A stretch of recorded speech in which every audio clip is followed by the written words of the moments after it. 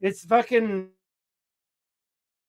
Welcome again. This Atlantis presentation. There's a location in the Western Saharan Desert of Mauritania called the Rishat structure.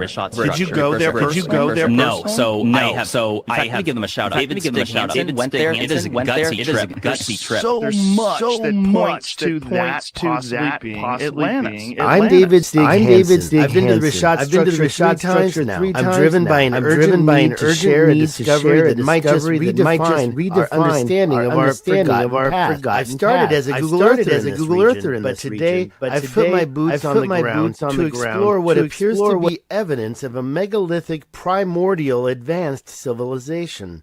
In a previous life, David Stig Hansen wrote a book in Taipei under the pen name Gitz Ferrari called Not SARS Your Sex, a non-porn, non-sex tourism look at life in Taipei during the SARS outbreak of 2002.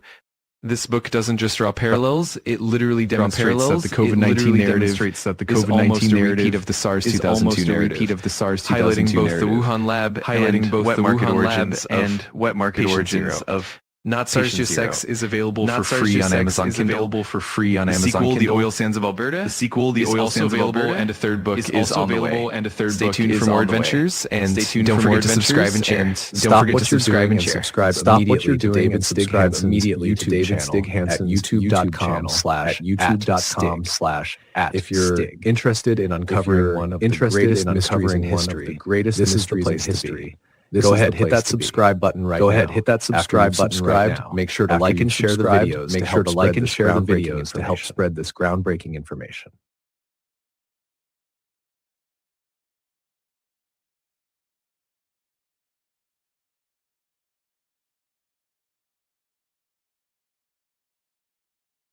Yo, now we're there. There was an echo. You heard what's up, everybody? It's Fat Jesus Live. What's going on?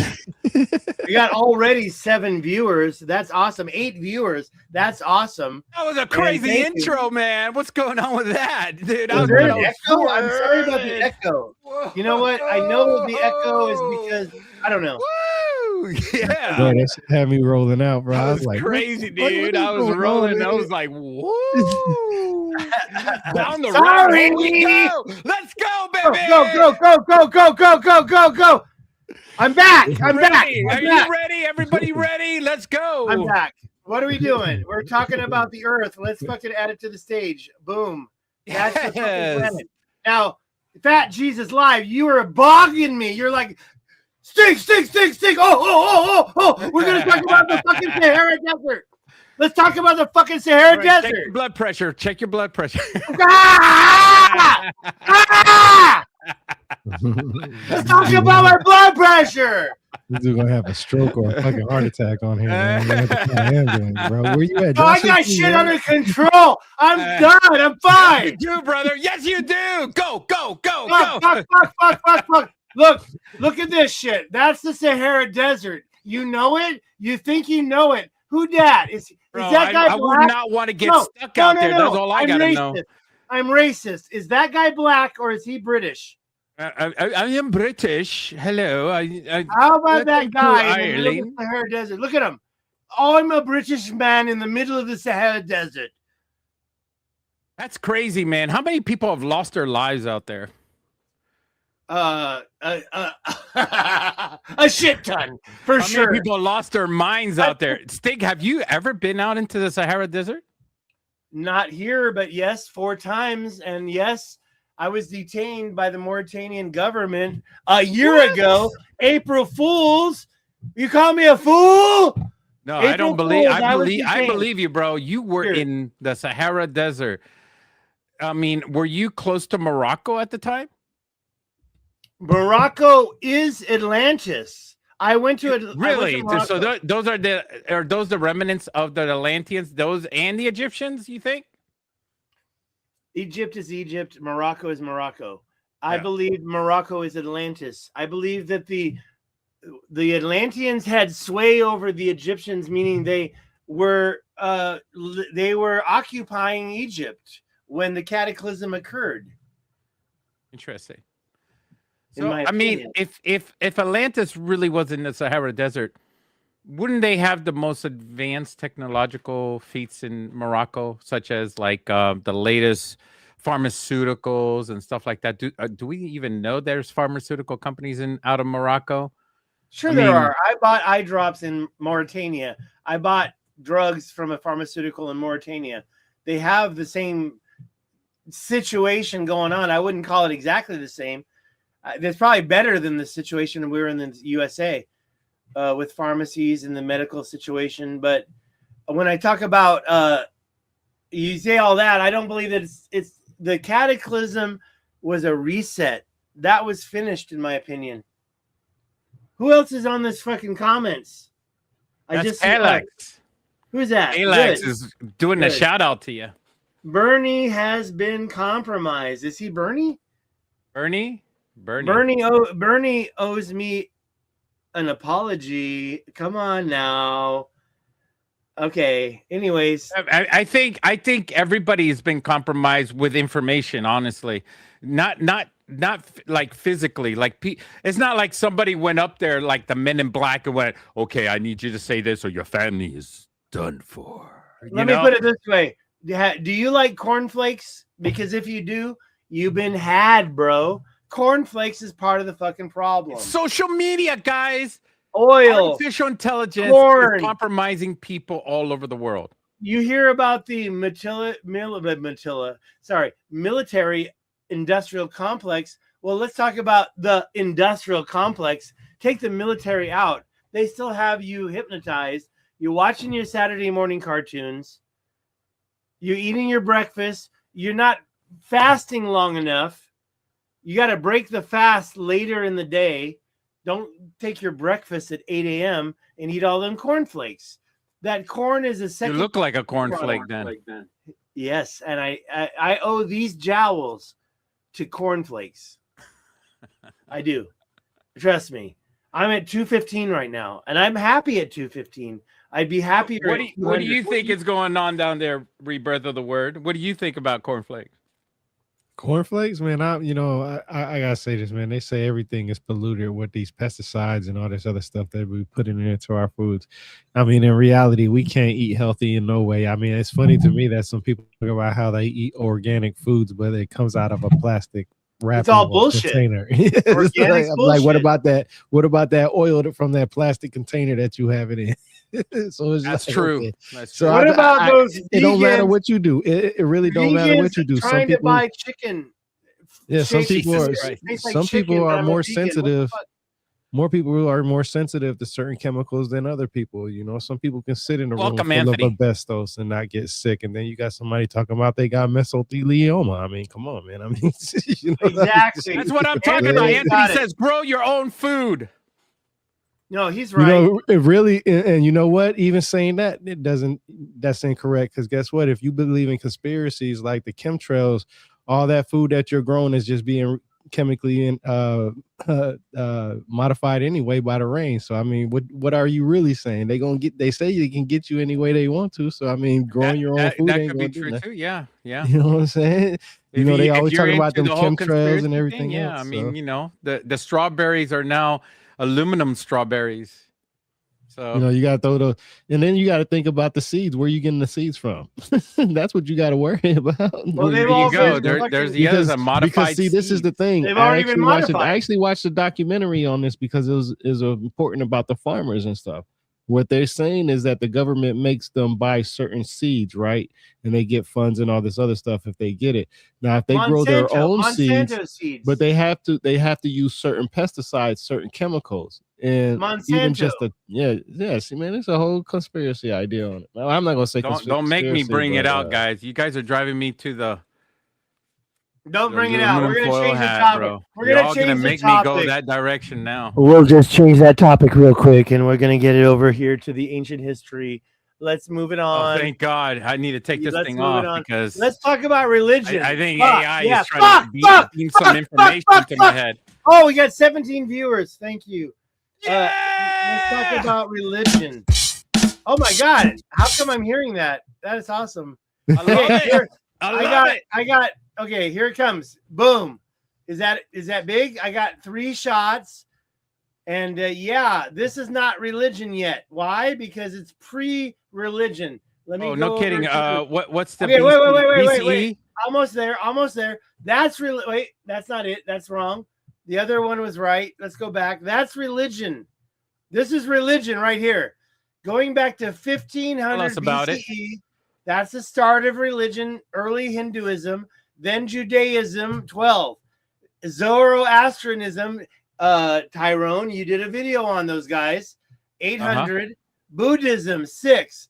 Jainism, whatever the fuck that is, 6. Oh, we got something better than that, man. I could tell you this right now. I put Fat Jesus on this. Let's go, rebirth of the word. Remember, I put you on this and Dr. Diddy. So we've got this this Excel sheet. I seen it on I think on Facebook. It's a world history Excel sheet. They have like 6, 7 of them. We have all of them. They have one specifically for religion and stuff. You remember what I'm talking about? Where it gives you that whole Excel worksheet of everything that okay, but can I just joke about one real quick? Okay, let's get back to that in a second.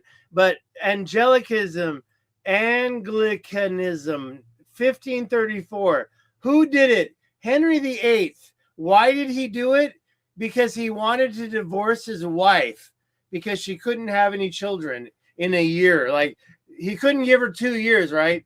So he starts a new religion in 1534. Because he wants to divorce his wife. These religions are, I think this is a good list. Christianity, 30 CE. That's messed up. If you can't have children, the law doesn't allow you to divorce your wife. So he had to create a whole religion. He had to create a whole new religion and go against the Pope. And then also we got divorced. Yeah, men can be alone again. That's when he split from Rome. Yeah.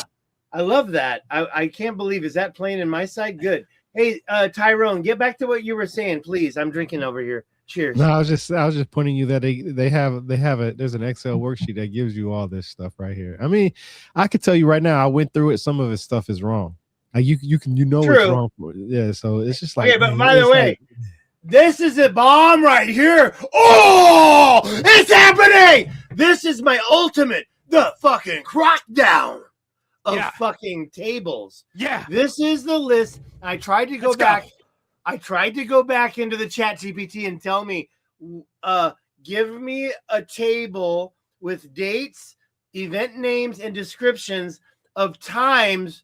And it actually did this for me. And I forgot when religion was used to mind fuck people into moving. Like, and by the way, okay, so Hitler's not on here. We don't need him anyways. He's getting screwed over with a pineapple in hell right now. 1933, Nazi rule begins. That's here. It's right there. That's 1933. But let's go back to the beginning on this list I got. This is fucking crazy. I want to share it.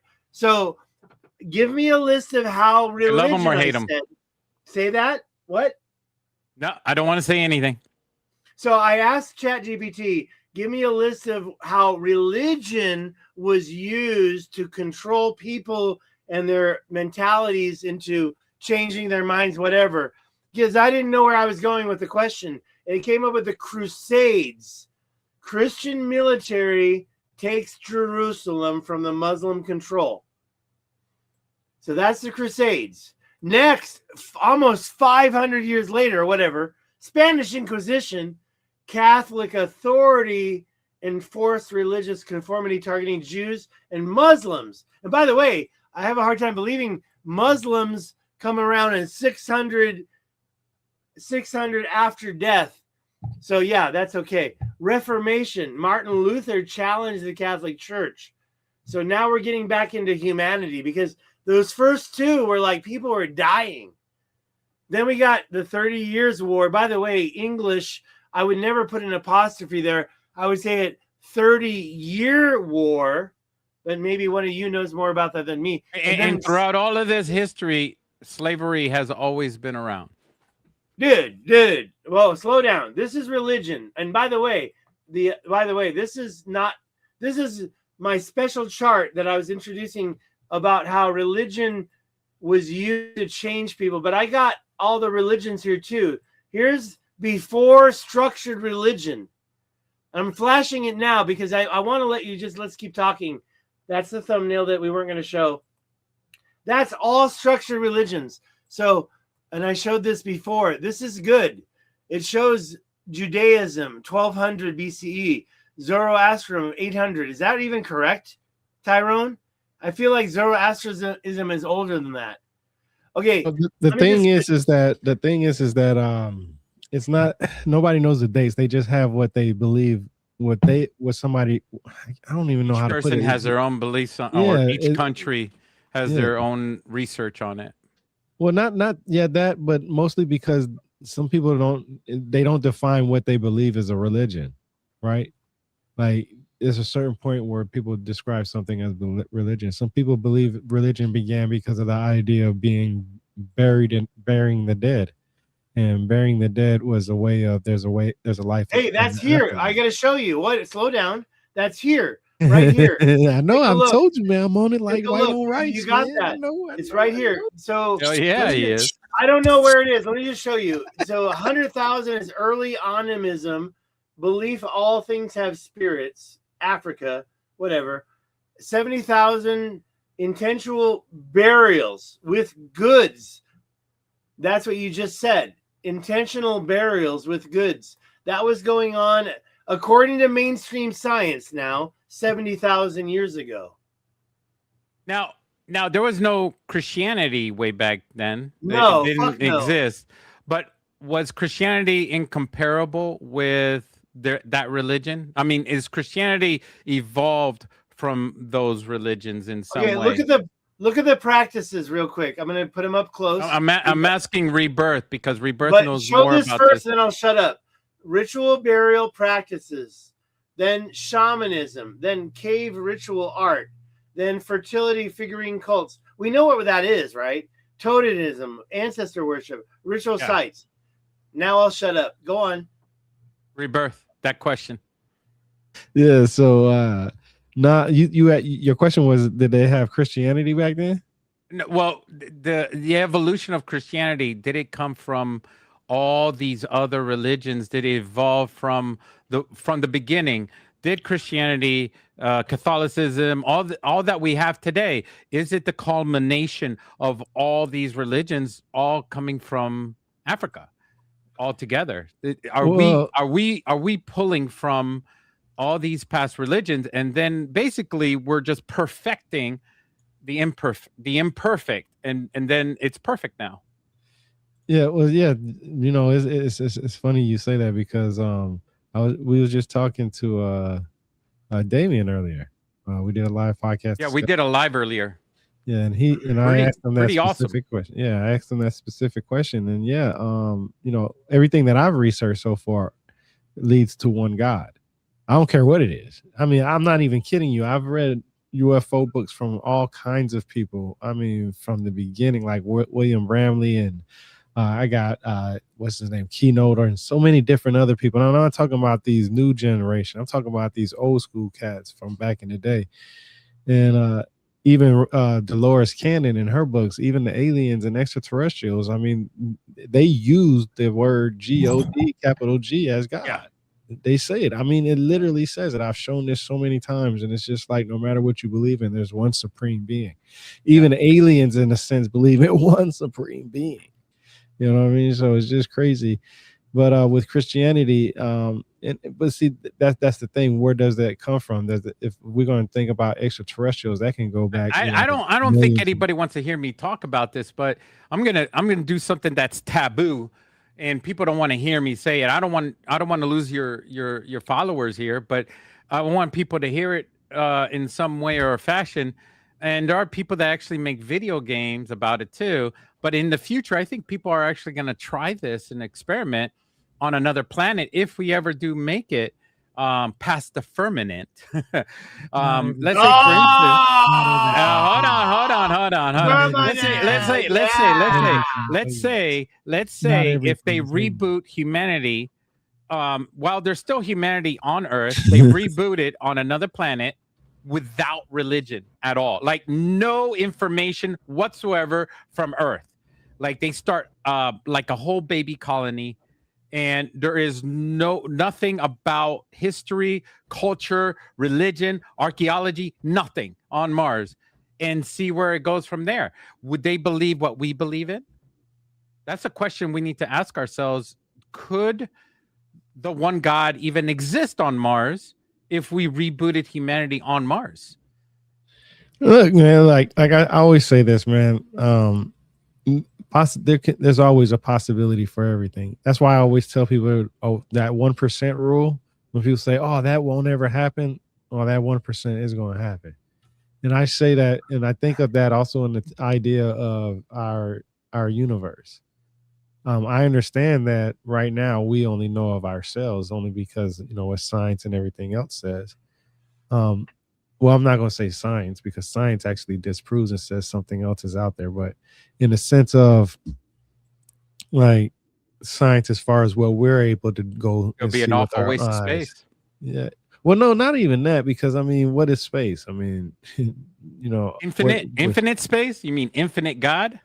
I mean, really, in reality, I always imagine space is like we're in the bloodstream of God. Do you think like we're like we are so small? We're smaller than the cell itself, that we're traveling within the bloodstream of God, and that there are many other cells, many other galaxies, which I call a cell, and it's like infinite. Like it that's how I imagine it as a child when I was growing up. That's how my brain worked when I was a child.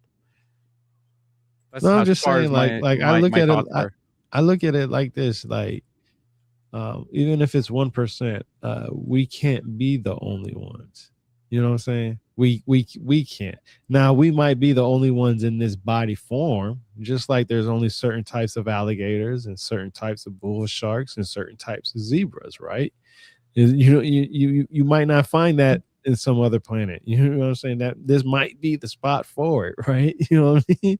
So I look at it as, if something else is out there, it could be, a different form. I mean, could it be reptilian, like some people say? I don't know. What is a reptilian? I mean, if it follows evolution, then it would have been from the dinosaur era. But what is evolution, though? Explain what is evolution. It's the culmination of what was there before us. I mean, it could have been birds only, like then it would be bird people. But remember, birds are also bipedal, so it would be 2 feet and 2 wings. Yeah, like then, chickens. Yeah, chickens are bipedal. It would be kangaroos are chickens. Bipedal. That's why I say, what is a human? Because when you look at it scientifically, you're an anthropologist. Through anthropology eyes, this is a scientific But look at crows. Let's use that for example, because me and Steve were talking about crows. Let me get to my point. You are an anthropologist. You know this for a fact.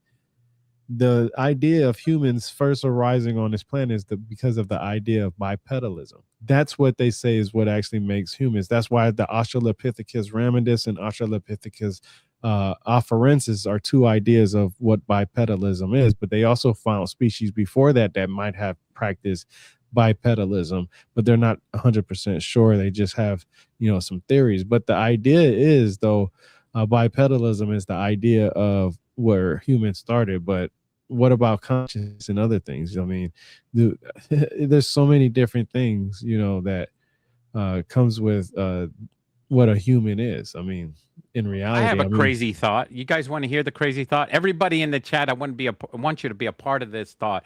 And this is just through all the podcasts that we have been through, getting all this information from every source, because not one source is the same source as the other, but we have been gathering up information from everybody. And that's the beautiful thing about having a podcast. You can listen up, and I'm going to throw in that Rebirth of the Word. If you go to his site, you'll see all his podcasts and everything like that. And you'll gather up all this information from all different parts of the world, because Rebirth can't have all that knowledge all by himself. So we have to gather up all the greatest minds around the world and get that information. That's why we have this podcast going on. But what if we are the cauldron of the galaxy? Maybe every intelligent being in the galaxy comes over here and says, well, maybe this is like the melting pot. Maybe we're going to combine all of everybody's DNA and genetics. We're going to make something out of it. We're going to make bird people. We're going to make reptilian people. We're going to make humans. And humans are like the latest latest thing that they made. I don't know. It's just sometimes when I'm talking to all these people, I'm like, wow, man, that could be possible. What do you guys think? I think that this is what I think. There's a lot of confusion going on everywhere. Can you hear that? It's like Atlantis. It's like Atlantis. Atlantis had everyone in it. Remember Atlantis? Did y'all hear Atlantis that? is like a cauldron of society. No, did y'all hear that? That's what people talk about. What? Atlantis was like everyone was in there, y'all combination. That's what they said. Me? You? Well, who's hear what? Stig, you were talking about Atlantis. Y'all can't hear this. Yeah, I'll talk about that all night long, man. I heard the laughing in the background, Rebirth. Huh? I heard the giggling. No, I saying y'all couldn't hear those sound effects that I was doing. It's not going through. A little bit, yeah. I heard Fat Jesus Live sound effects. You had some sound effects. Fat Jesus Live working, but you got to share your screen with sound. Boom. Explain this, bitch. That's fucking Atlantis right there. That's some geology stuff right there. What is that? You think so? That's mountains? I tell you, tell me more about overburden dumping. Overburden dumping. They're moving What are you zooming into? That's the Sahara Desert. That's what this whole fucking thing's about, right? Sahara Desert. Oh, okay. The Sahara Desert is a big old minefield, and not from bombs, but mining. There's a lot of mining going on here. It's all here. It's all here. This is all mining. I've been to the Rashad structure 3 times. I've been here. I went there. But I'm telling you right now that the mining is the whole Sahara Desert. It's different when you're there, though, right? Because it's so much bigger. You can't really, it looks better on Google Maps, but when you're there, it doesn't look like the same thing as Google Maps because it's like all ground and everything. You just want to, you take a breath out of it. It's like mountainous regions all over the place. How did you feel about did you feel an energy, some kind of energy source going through you? What did you feel when you were there? I'm not going to lie to you. I know what you're talking about. And to be honest, to me, it wasn't really a thing. I didn't really get into the vibrations. As a human, that was too fucking vast, too fucking big. The first time I went, I was heartbroken. I'm like, this wasn't Atlantis. But then later, I discovered enough shit that I changed my mind. Let's take it. What was that? That's Rebirth testing out his shit. Awesome. I thought y'all couldn't hear that. I thought we heard it. Yeah, I like it. Look, dude, look at the cross hatching on the surface of this of the desert. Check that out. This is Algeria. This is Tassil Najer. It's a national park, but it's also an ancient quarry field. And I promise you, I've done my research. This is a site of that is a wild, dude. That looks like it was a city at one time. Looks like New York at a distance. It could have been anything. It could have been anything. And they're trying to say this is wind erosion. No, no, but if you compare that to New York City right now at a distance, it looks like New York City. I agree. And you go into there's more. Okay, I can show you so much more. Stones. There's a serpentine. The serpentine that I can show you. I got to back out to find it. The serpentine is like right here. Rock imitating city or city imitating rock. Yeah, no, it's more than that. There's so much more. The serpentine, where is it? Okay, I can't grab it real quick, but that serpentine will blow your fucking mind. I think it's right here, but I guess I'm wrong. And you can see all sorts of other stuff. This was a quarry field. This is a mining. They were mining ore. They were mining stone blocks. Anyways, that's the Sahara Desert. And that's what I titled this as. Why who was mining mostly? The people of Atlantis or or aliens or what? Who was I mining believe who? it was several different layers of people. Of course, the people of Atlantis. Look, Okay. let's just look where we are. Okay. Now, I believe that Atlantis was over here by Morocco. From what Plato wrote, it's very clear. Don't deny it. But then you've got the fact that they held sway over Egypt.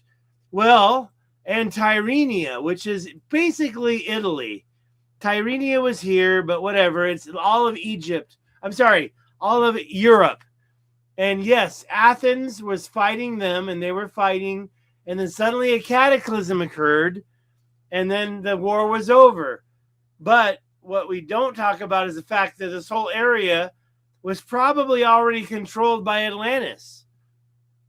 If they controlled by Morocco, which is what Plato wrote, the Atlas Mountains. And by the way, let's talk about the word Mauritania. When Rome was in charge, Mauritania was right here by Morocco. Only when the French gave this land down here the name Mauritania did it become Mauritania. So Mauritania isn't really down here, but I do believe that there's a lot of connection to Atlantis with this item that's in Mauritania. We've got canals, we've got quarry fields. I can go on and on. But I'll stop talking and let you respond. So Sahara Desert used to be tropical.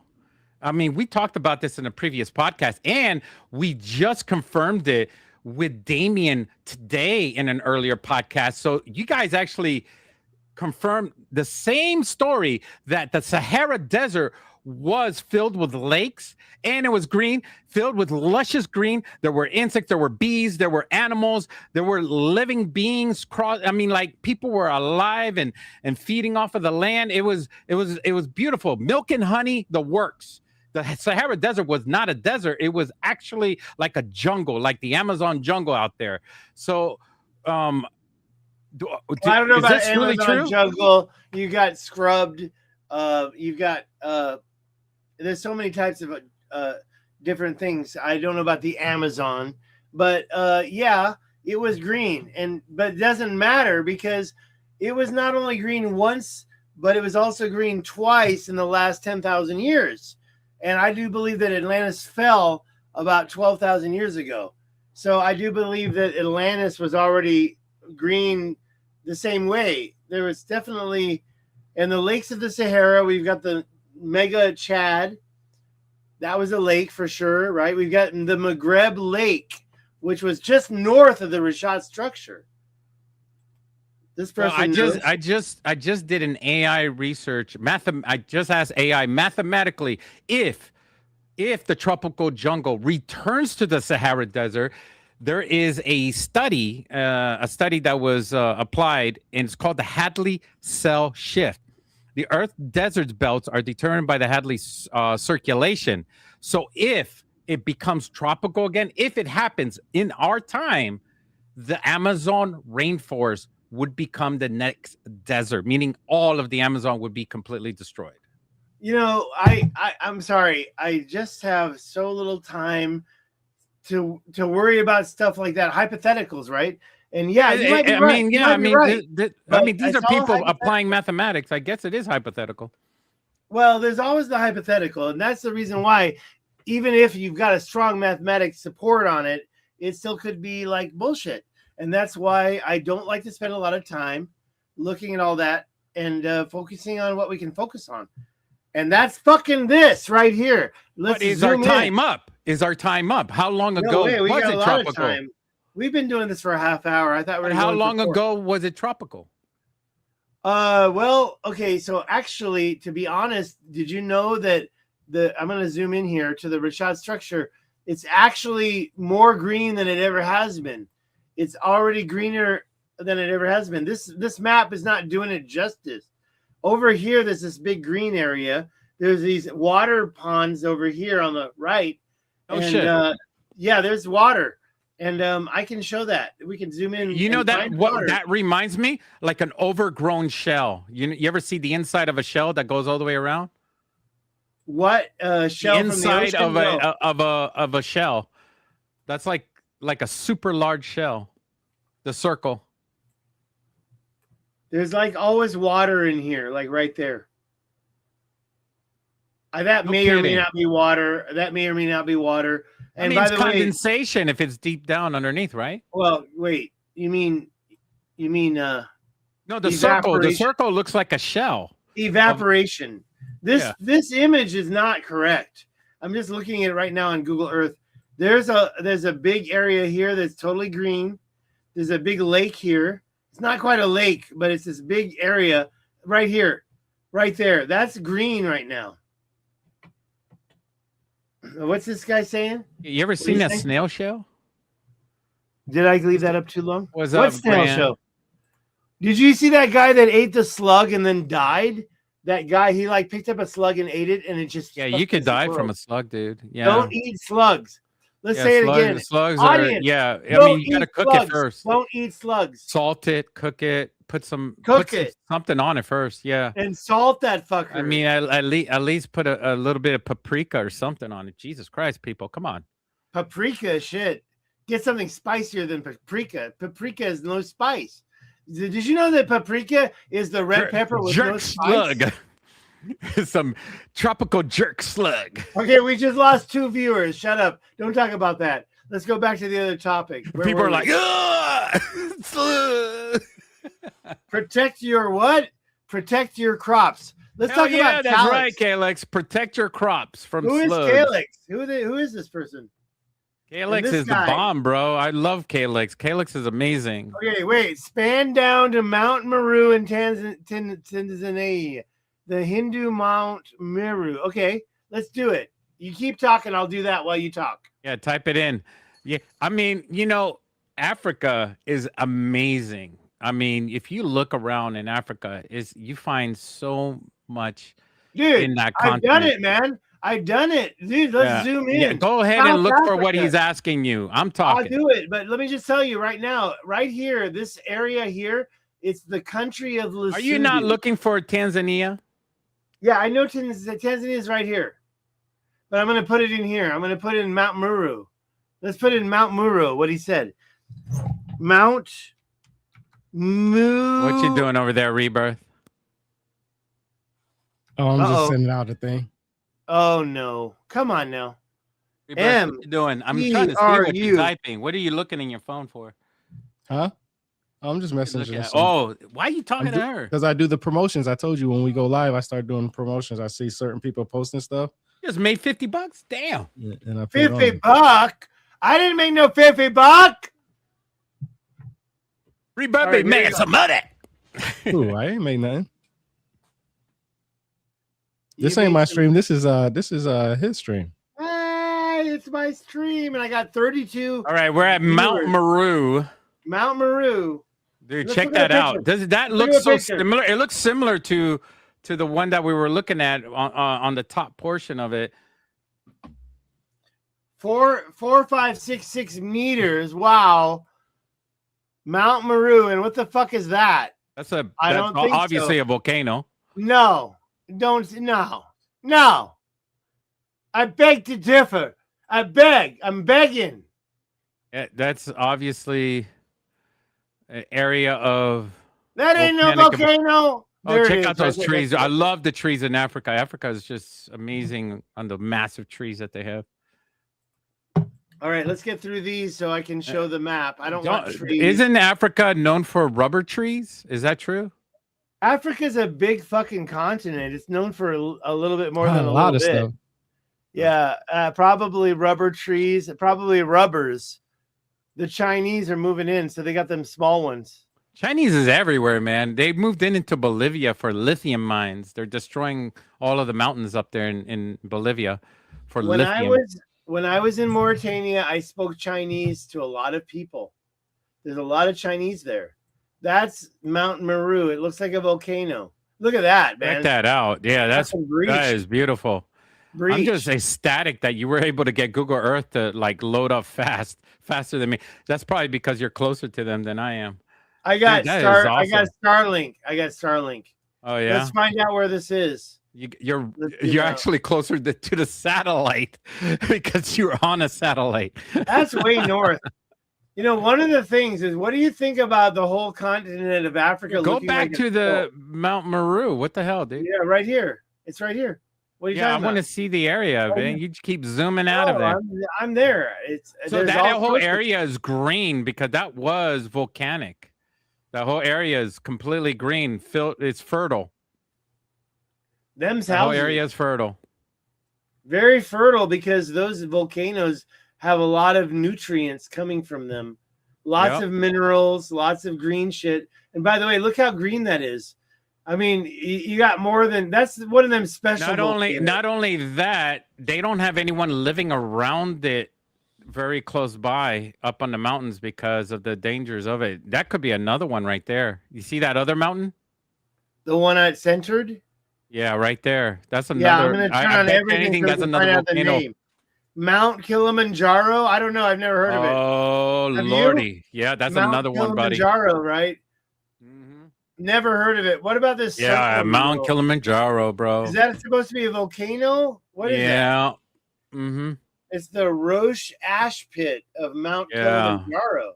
Yeah, it's pretty dormant right now, but that any of these could go off whenever they want to. But they have like volcano sensors on all of these. Never know if they you and I are different. I think that's man-made. Look at that! Look at that! That's a flight. That ain't fucking natural. That's fucking miners. That's quarrying. That's ancient. That's a beautiful picture. Look at that. Can you imagine hiking up there? That's crazy. Yeah, 5895. Congratulations, you are now at Mount Kilimanjaro. You don't have to climb. You just look at these guys are pretty much the same age as we are, guys. There it is. Wait, look at that one. That was a good one. I wish I could zoom in, but I can't. We got to do the trip. There's Mount Kilimanjaro right there. You want to do this, Rebirth? You want to go up there? Man, that'd be easy. I already did Stone Mountain. Mount Kilimanjaro ain't no Stone Mountain. I'll tell you right now. Kilimanjaro. Man, I'm at. Are you guys black? What country is Mount Kilimanjaro in? Mount Kilimanjaro is Mount Olympus, bro. That shit is in the clouds. Look at that. That ain't shit. Yeah, you're on plane height. You're like that oh ain't look, nothing. So you could wave to the people in the plane going tell by. Me you too weak, and that's it. You'd be like, hi. Look at that one. That is high in the sky, Mount Kilimanjaro. Probably the highest mountain in Africa, if I'm not mistaken. I don't know, man. Sometimes I think these Mountain Olympus and all these mythologies are actually written from places like from these countries, from Africa and from Southeast Asia. Okay, you can and then they adopt it to their culture. All you want, but I'm gonna fucking visit the fucking Hook. The place that I've taken people again and again, South Africa. Look at this. This is South Africa. This is Lesotho. This is the mound that I found. See that line right there? Look at that line. I don't want to go right now because they're just murdering people. Look at that line. They will murder you. Yeah, you show up, they will slice your throat. Yeah, that place is dangerous right now. But what about this mound right here? Politically. Man? What about this mound right here? It's right on the line. That looks like a pyramid, bro. That looks like a pyramid. I found this. Do you know what this Dude, that is called? A pyramid. No lie. First thing I'm thinking right out of my dome. Look at the other structures next to it. Look, go back. No, I'm going back. Trust me. I'm going back. Calm down. Load back in that angle. Do you see this line going straight through? Yeah. Right there. That line is my fucking mound line. Looks like a nipple. Calyx is like. It's a fucking mound line. Wait. Now, wait. Slow down. Now, watch this. So my mound, that's called Stig's Mound. Don't call it Mohale Hoktonoff. That's a road. Turn that off.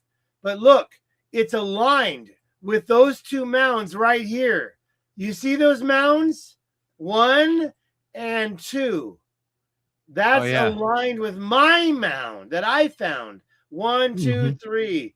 Those are my mounds. Dude, that looks like an artificial structure. I'm saying those are aligned right there. 3 mounds are aligned. Well, the other ones look like just mountains, but this one looks artificial. Dude, that looks like a step pyramid. Yeah, but it's missing like the outer shell. Like this is way older than the pyramids of Giza. Way older. And if you listen to Michael Tellinger, he thinks it's crazy, dude. Look at all the stones at the bottom. Well, no, that's not stones. Those are bushes. But look at all of that, dude. That's crazy. And look at it's aligned with that shit behind it, bro. Tell me if it's pareidolia, chat, because I don't know. Turn it around. Move around it because I need to reassure myself. What about maybe you're just showing me one side of it? I can tell you there's 5 of these. There's not just one of these. Go around it. Go around it. Okay, now zoom in. Yeah, that shit is a pyramid. Yeah, that's a pyramid. Fuck y'all. Yeah, that's a pyramid. That's a pyramid. You don't need to tell me, oh, that's a mountain. No, that's a pyramid, dude. That's a freaking pyramid. I know what a pyramid looks like. That's a fucking pyramid. That's an old-ass pyramid. I know what pyramids look like. I've been to the pyramids. I've seen pyramids. I've been on top of pyramids. I've been on top of the Pyramid of the Sun. You can't get on the Pyramid of the Sun anymore. I was a kid. I was on top of the Pyramid of the Sun. I know what a pyramid looks like, and that's a fucking pyramid. I'm an expert at pyramids. I know I am because I've been on them. That's a pyramid. Shit, yeah. That's a fucking pyramid. Thank you. And by the way, you can find this shit all over South Africa. All over South Africa. And I found this and nobody, like, that's a house. Y'all can cancel me. That's a house. If it's not a pyramid, y'all can cancel me. That's a house right there. That's a house. That's a house. And I'm stating my whole career on that. That's a pyramid. And you can find it. You wanted me to show your audience how to find that? It's very easy. You could go by Mahala Hukaluka. No, go to Lesotho, the country that's landlocked in South Africa. And Lesotho has more than just that. Oh, Lesotho? Okay, south of Lesotho. It's in Lesotho. It's in Lesotho. Who said that? Northman's Keep? Daniel Hopkins. Where are you from, Daniel? Tell us where you're from. What do you mean? You know where that is? Welcome, Daniel, to the live podcast. Thank you. There's all sorts of people chatting. Look, that's Lesotho. It's a landlocked country in South Africa. And when you zoom in, you find the hook. It's right there. You see that line? That is the Mohale's hook. There's actually more here. It's a strip mine. It's a fucking channel. And it goes on for 20 miles. This channel. It looked like the Great Wall of China. And then over here, yeah, but that's fake. The Great Wall of China is fake. But over here, then you get this other line right here. Follow this line, and then you get to the Mohale. It says hook turn off. It's talking about the road right there. Mohale hook turn off. And there's no photo. But right there, there's this fucking pyramid that is sitting there, and it has no name. There's no name on this whole thing. Yeah. Now we're gonna back out. We're gonna. Why isn't there like a whole university on top of this thing doing scans and everything? Because that thing is right here. That's a pyramid, guys. Look at the squareness on that thing. That cannot be pareidolia.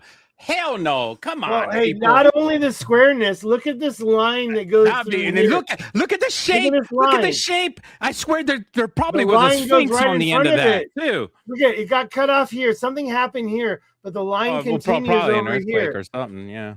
Something happened where you would have to go to a geological earthquakes on. Now look at the line. Let's look at the fucking line. The line is significant, bro. Yeah. These lines are important, bro. I'm telling you. That why are they important? Okay, but tell me why they're important then. Because they're all over the world. Even my findings in the Rashat structure have lines like this. They're transport roads. They're also conforming the watersheds of North America. The what do you call it? the line that divides the continental divide has been shaped by these things, and I can show that to you. These ridges, lines, you could call them dikes. They're so straight. Look how straight that is. And that's supposed to be natural. And then it's connected to a pyramid. It's connected to a fucking pyramid, man. And you're saying, oh, and by the way, that pyramid is aligned with those two mounds back here. They're totally aligned, bro. Okay. They're totally aligned. And look at the top of this one. So why you think that's important, though, then? Because it proves that there's ancient shit that's older than Atlantis in Africa. And I can show this shit to you all day long. Ancient, and by the way, I do believe it's quarrying and mining. And I can show that all day long. All day long, I can show it. If we zoom in over here, we get to what's called Mohale's. Wow, it's hard to find. Hold on. I'm almost there. Yeah, it's a little bit difficult. No, I'm almost there. Hold on. Don't that you have right there. You have notes on it? I got videos and videos and videos and videos. Why you don't play that shit? Editing it so people can see it. You got man. Because it's so fucking hard, man. Look, it's right here. No, it's not. Mohale. It's called my video editing is hard.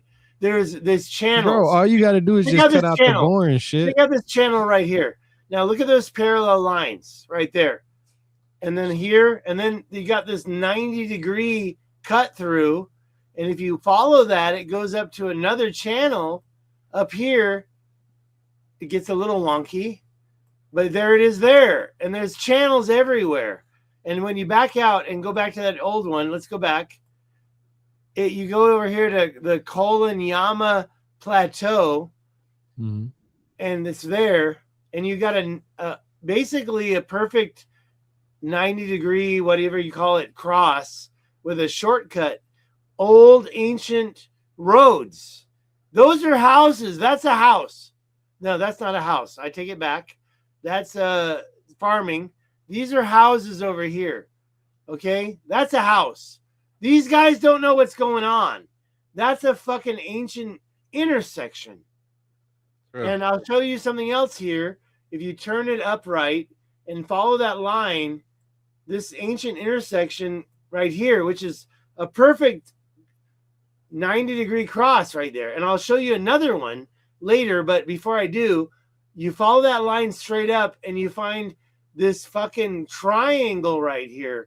I don't know what's going on in the bedrock, but they're carving roads, and you can see that the modern day roads follow it right there. That's a modern day road, but it follows the ancient road right there. That's an isosceles triangle right there. And there's a fucking smudge pit of some sort. Some kind of a pit got breached. Like they were doing some kind of a... Yeah, there are right angles in nature.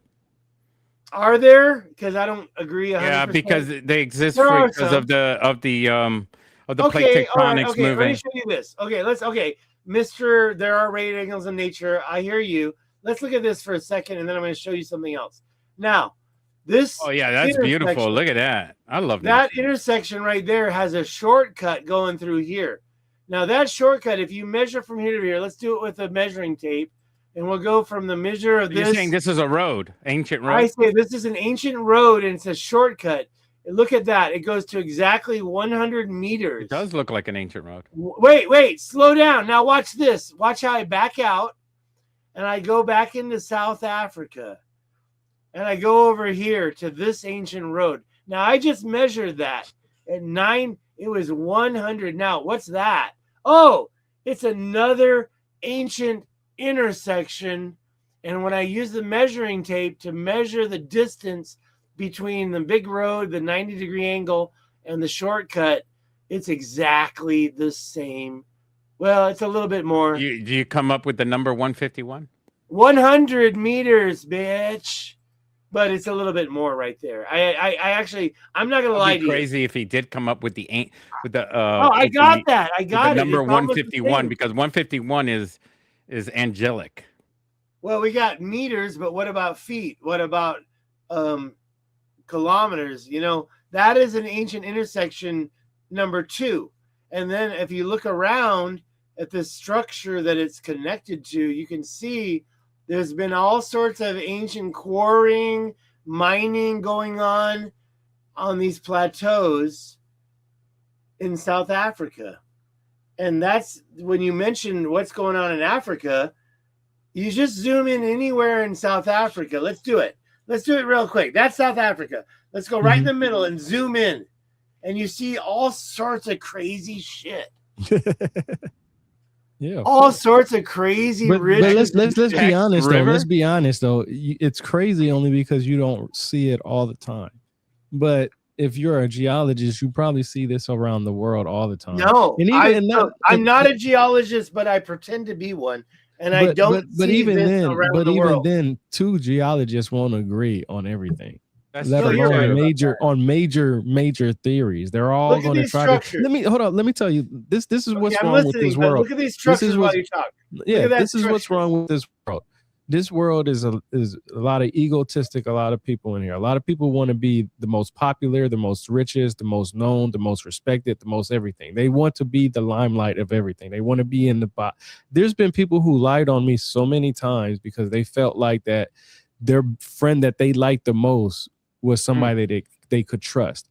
And that's what True. that takes a lot of respect out of a lot of things, because this is what I like to do. I don't judge. If I have two friends that are my friends, like you guys, if we got off of this here, if we got off right now and you started talking about Fat Jesus, I'm going to tell Fat Jesus, yo, Stig was saying this about you, or vice versa, because I don't want you guys to use me as the middleman of telling me. Because you heard that I heard that he likes to eat them non-Jew hot dogs.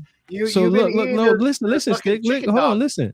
And the reason why I say that is because even in this world today, I respect both of your guys' opinion. Like I know that you've been to the Rich Act structure 3 times. I've told people it's that so many times. George Howard, I think George Howard and all those other people, anytime the Atlantis theory is brought up, you should be there. But people don't like you. The reason why they don't like you is, one, is because you don't follow their guidelines. You don't do what they want you to do. They don't want you to follow. They're saying Atlantis is out in the Atlantic Ocean, and if they you don't want follow Randall what they Carson. say, No, they want to follow Randall Carson because he's the big name. He's the most respected guy out there. On what grounds is he the most respected on? And he just has a theory, just like Stig has, and just like Michael Donovan has, and like you have, and I have. By the way, you know what I'm saying? But this is my point. This is my point.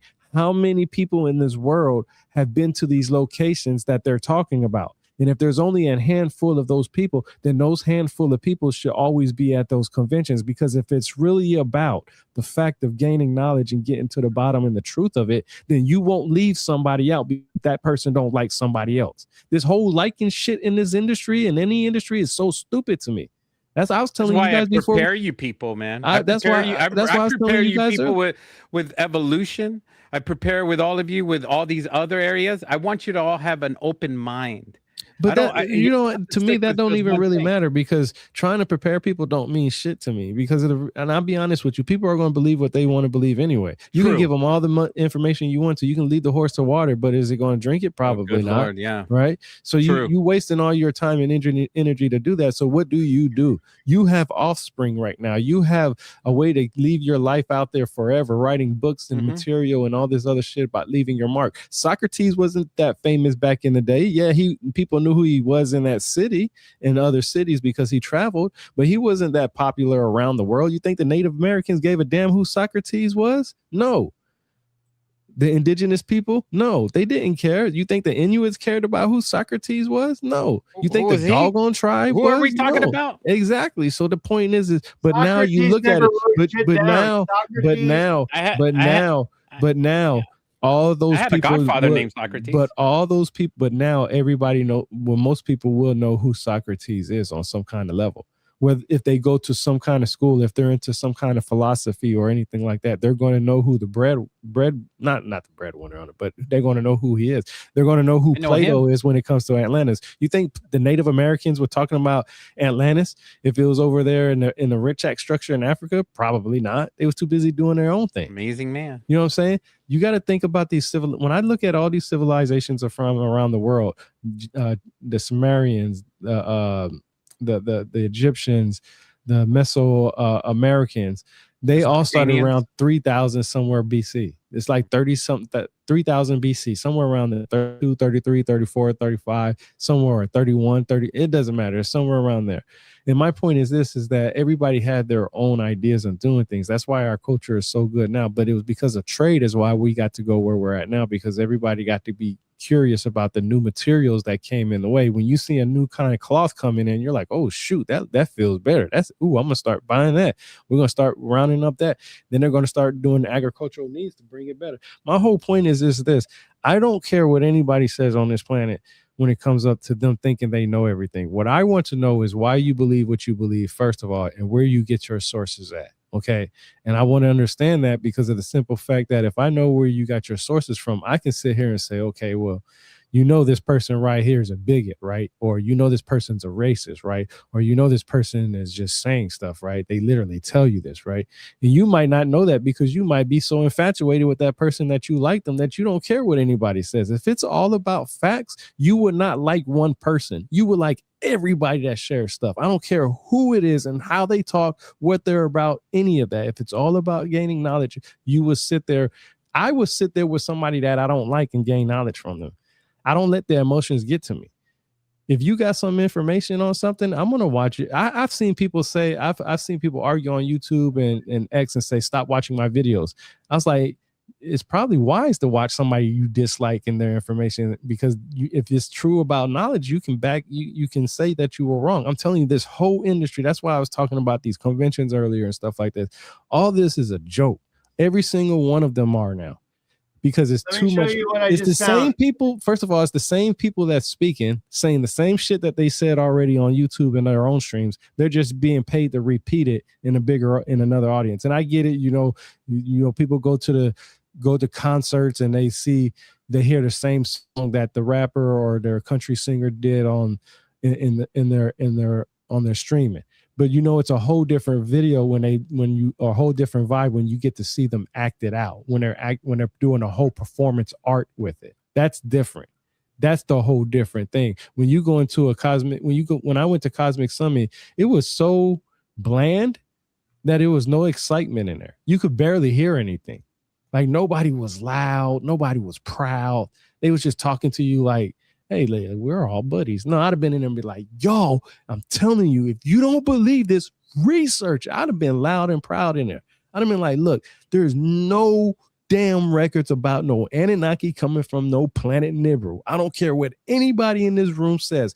Anybody in this room right now that everybody's I'd have said, this is what I'd have said. This is what I would have said. I'd say anybody in this room that can give me a text, a cuneiform tablet identifier or something that says that the Sumerians said that the Anunnaki came from planet Nibiru, I'll pay for the rest of your ticket. I'll pay your whole ticket right now. That's what I would have did. But nobody wants to gamble. Nobody, man, I would have been up there. It couldn't have been me. I'm telling you, that's why I'm saying there's this thing that I've learned, that when you have high energy, people don't want to be around you. They want you to have low energy. And the reason why they want you to have low energy is because most of those time, those people want to dominate you. That's why they talk the shit that they talk and do the stuff that they do. I was telling Fat Jesus, he was telling me the other day, he was like, I don't really run into too many people who dislike what I do. And as soon as he went on stream on me, what did I do? I shared it with you exactly how people talk shit. People talk shit because they talk shit all the time. That's all they can do. They want, and you know what? They'll do it in front of your face because they know as soon as you touch them, 911. That's the first thing they're gonna do. Yeah, they will. It ain't like the old days when you can go to the railroad tracks and go have a fight or have a duel. It ain't like that. You can't go in somebody's backyard and fight it because guess what? Now you can sue somebody. You whoop somebody's ass on your property because they was talking shit about you and they said they agreed to fight with you. I saw one guy. He seemed like a very nice and gentleman-like at one of these convention centers, and I really liked the way he talked and everything like that. And then the next thing you know, he shows up in one of these what is it? These rooms. The spaces on X, and I don't know if he was drunk on drugs or whatever, but he kept on going, come on now, if you want to say this, why aren't you talking about it now? What aren't you talking about now? I want to hear you talk about it. And he would say it vocally, not type it out or anything. I was like, dude, what does this guy have schizophrenia? Because I don't recognize this person anymore. What's going on? And this guy was the most hated in the room. But I did not recognize him. Nobody recognized him. It's like, I thought this guy was a cool dude, but now he's not anymore. He really showed his colors when he came into the spaces. And then when he left out of there, he lost a lot of people. A lot of people show their faces. And what did I tell you the first time I met both of you guys? I told both of you guys, what did I say? I like drama. Why did I tell you guys I said that? Do y'all remember? Because I grew up watching Jerry Springer, and that shit's funny. I'm an entertainer, so yeah. But that's my point, is that I don't take social media serious. And the reason why is because, for one, people are always trying to put on a show. We've all three of us been in the military. We all know that there are people who try to reinvent themselves every time they get into a new unit. They always trying to reinvent themselves, right? Stolen valor, bro. I've been dealing with stolen valor. No, but we all have run into that. Me of stolen bro, valor, I literally had somebody tell me, because when I got blown up in Afghanistan, they took a picture of me getting my Purple Heart on the bed, because I had to get flown out. I had shrapnel and all this shit. And the commander of the base was giving all of us Purple Hearts. And one dude was like, because I have on my profile on X, combat wounded veteran, right? And whenever somebody gets in an argument with me, or they're trying to shut me down or something, they're like, "Oh, you're a fucking stolen valor." So like I told you guys, when I have time to argue, I'm gonna argue with you. It's fun to me. I'm doing something. I'm probably sitting in the car waiting to pick up my kids from school, and that's when I'm arguing with you, because I got time to do it. And Rebirth of the Word is authentic. I would not be podcasting with him if I didn't know or his background or anything. It's going to be a lot of eventually you're probably going to hear from a lot of people who I'm not, and I'm going to tell you why. One thing that I've noticed about myself is with Stig. I have this talent. Well, it's not a talent. I have this thing about me where people feel really comfortable telling me things. And I don't know why they feel like they want to tell me these things, but I know a lot of people who want to tell me things, right? And when people try to make me look bad online, I just tell their business. You're not going to try to make me look bad online. And it's not because I'm trying to tell your business because I'm trying to get back at you. I'm trying to show you that I was a good enough friend to you from the beginning. There's no reason why I could never. I'm always going to be a good friend. I've promoted so many people throughout this journey. I've supported plenty of people. I've heard there's been people who call me, who will call me fake, but get on the phone and tell me about their wives and how their wives should be deported because that's the law.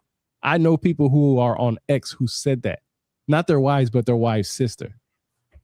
I'm telling you, it's crazy, bro. Like, will call me up at 2:00 in the morning and say, "Hey, Rebirth, I know you're up, man. Hey, man, I gotta talk to you." And I'm like, "Yeah, what's up?" And he was like, "Yeah, man, my wife's sister, she's tripping because, she's saying that she's getting deported. And I keep trying to tell my wife that's the law." And all I could do when he said that shit, because he lives in a famous sundown town at that, all I could think about when he said that shit was, it used to be a law against about black white? people. Is that guy white? You know who I'm talking about, bro. We already talked about this. That's what I'm telling. That's what I'm telling Fat Jesus. Hey, wait, check this out. I just found this on fucking Google. Oh, we're back again. We're back again. Straight line. Yeah, he came back. What are you talking about? I've been back. Look at that straight line. Just in the middle of fucking South Africa, a straight line, a ridge.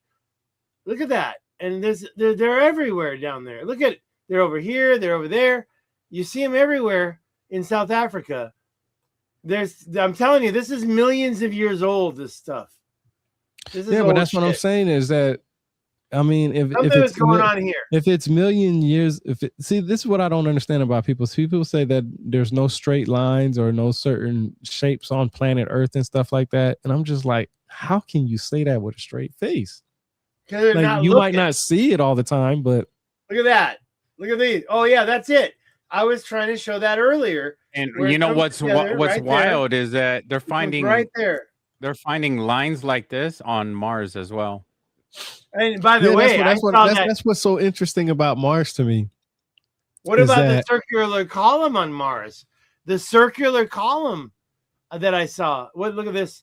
And some of I it's know we're kind day. of moving away from what we're talking about in Africa, but I just wanted to just throw that little segue about Mars because we had a podcast on that as well, didn't we? Yeah, that's what I'm saying. I think that's interesting. You brought that up Catch me up on because the podcast you guys did today. There was a couple things you were saying. Look at that straight line, though. Look at that right there. It's just like so straight. It's like, what the hell? Who did that? That's not natural. That ain't no fucking volcanic dike. We would have to have like a geologist to jump in and talk to us on this, that knows everything about earthquakes and stuff like that, to have an idea of what's going on under the ground. Look, there ain't a lot of people that talk about these lines. There's one guy in Colorado that says they're volcanic dikes. Then there's the one in Utah that says, oh, it's because of the salt. It's like, oh, blame it on the salt. But that doesn't add up. And they go on and on and on. These dikes are down in South Africa, and there ain't nobody down there talking about them. Michael Tellinger isn't even talking about these. And he's the guy. He's the guy down there. The guy. But these lines go all over. Look at him. Look at that one. Look at it. Look at it. There. These lines are not natural. Look at these 4 right there. You're going to tell me that's a natural, that comes from nature? Is it wind erosion, or is it water erosion, or is it none of the above? Those are ancient transport roads, and they go across South Africa, and nobody gives them any. Look at that. That's like a hub. That's like a transport hub to me. It goes across. Mm-hmm. Now, if people are questioning about these lines in South Africa, there is a geological survey, one that is that has been posted, and it's not about South Africa; it's about East Africa and Northeast Africa, and they're talking about East Africa Rift System (EARS). The system acts like a long snacking scar that extends over 3,000 to 6,000 kilometers from a far region, an Ethiopian region, to Kenya and Tanzania. Has nothing to do with what Stig is talking about, which is completely off the wall different. So whatever Stig is talking about is not a continental split or from some geological plate tectonic or anything like that, because the real plate tectonic and the split in Africa is occurring all the way in the east. So just, it's that way that you guys don't feel like that whatever he's saying is completely off the wall. It's actually the Orange River here. What he's finding is absolutely something like ancient. These are like ancient roads or something that was left behind by an ancient civilization. I think they were transport roads down there. And other places that and if you guys don't believe that, then just go to Peru, because there's ancient roads built by the ancients all along the system of mountains, actual ancient roads with stones that glow in the freaking dark from the moonlight. So if you guys don't believe that, then you got to research the ancient roads in Peru as well. It's absolutely bonkers that you can't come to terms that these roads don't exist. They do exist. We don't use them anymore, because we fly all over the damn place. And soon we all going to have our own damn drone planes, because we're going to be flying with flying cars soon here. But my God, dude, I mean, I'm blown away. Stig, you are a wealth of information. You have blown me away. I'm sure Rebirth of the World is blown away by this information. I hope the chat is blown away and shares this with everybody and shares our damn chat, this video, and goes, oh my gosh, this is the best freaking video in the whole entire world, that they share this with everybody. Because we have 50 viewers right now, 50 live viewers, it says. Hell yeah, man. Because, we're talking facts here. We're showing to you.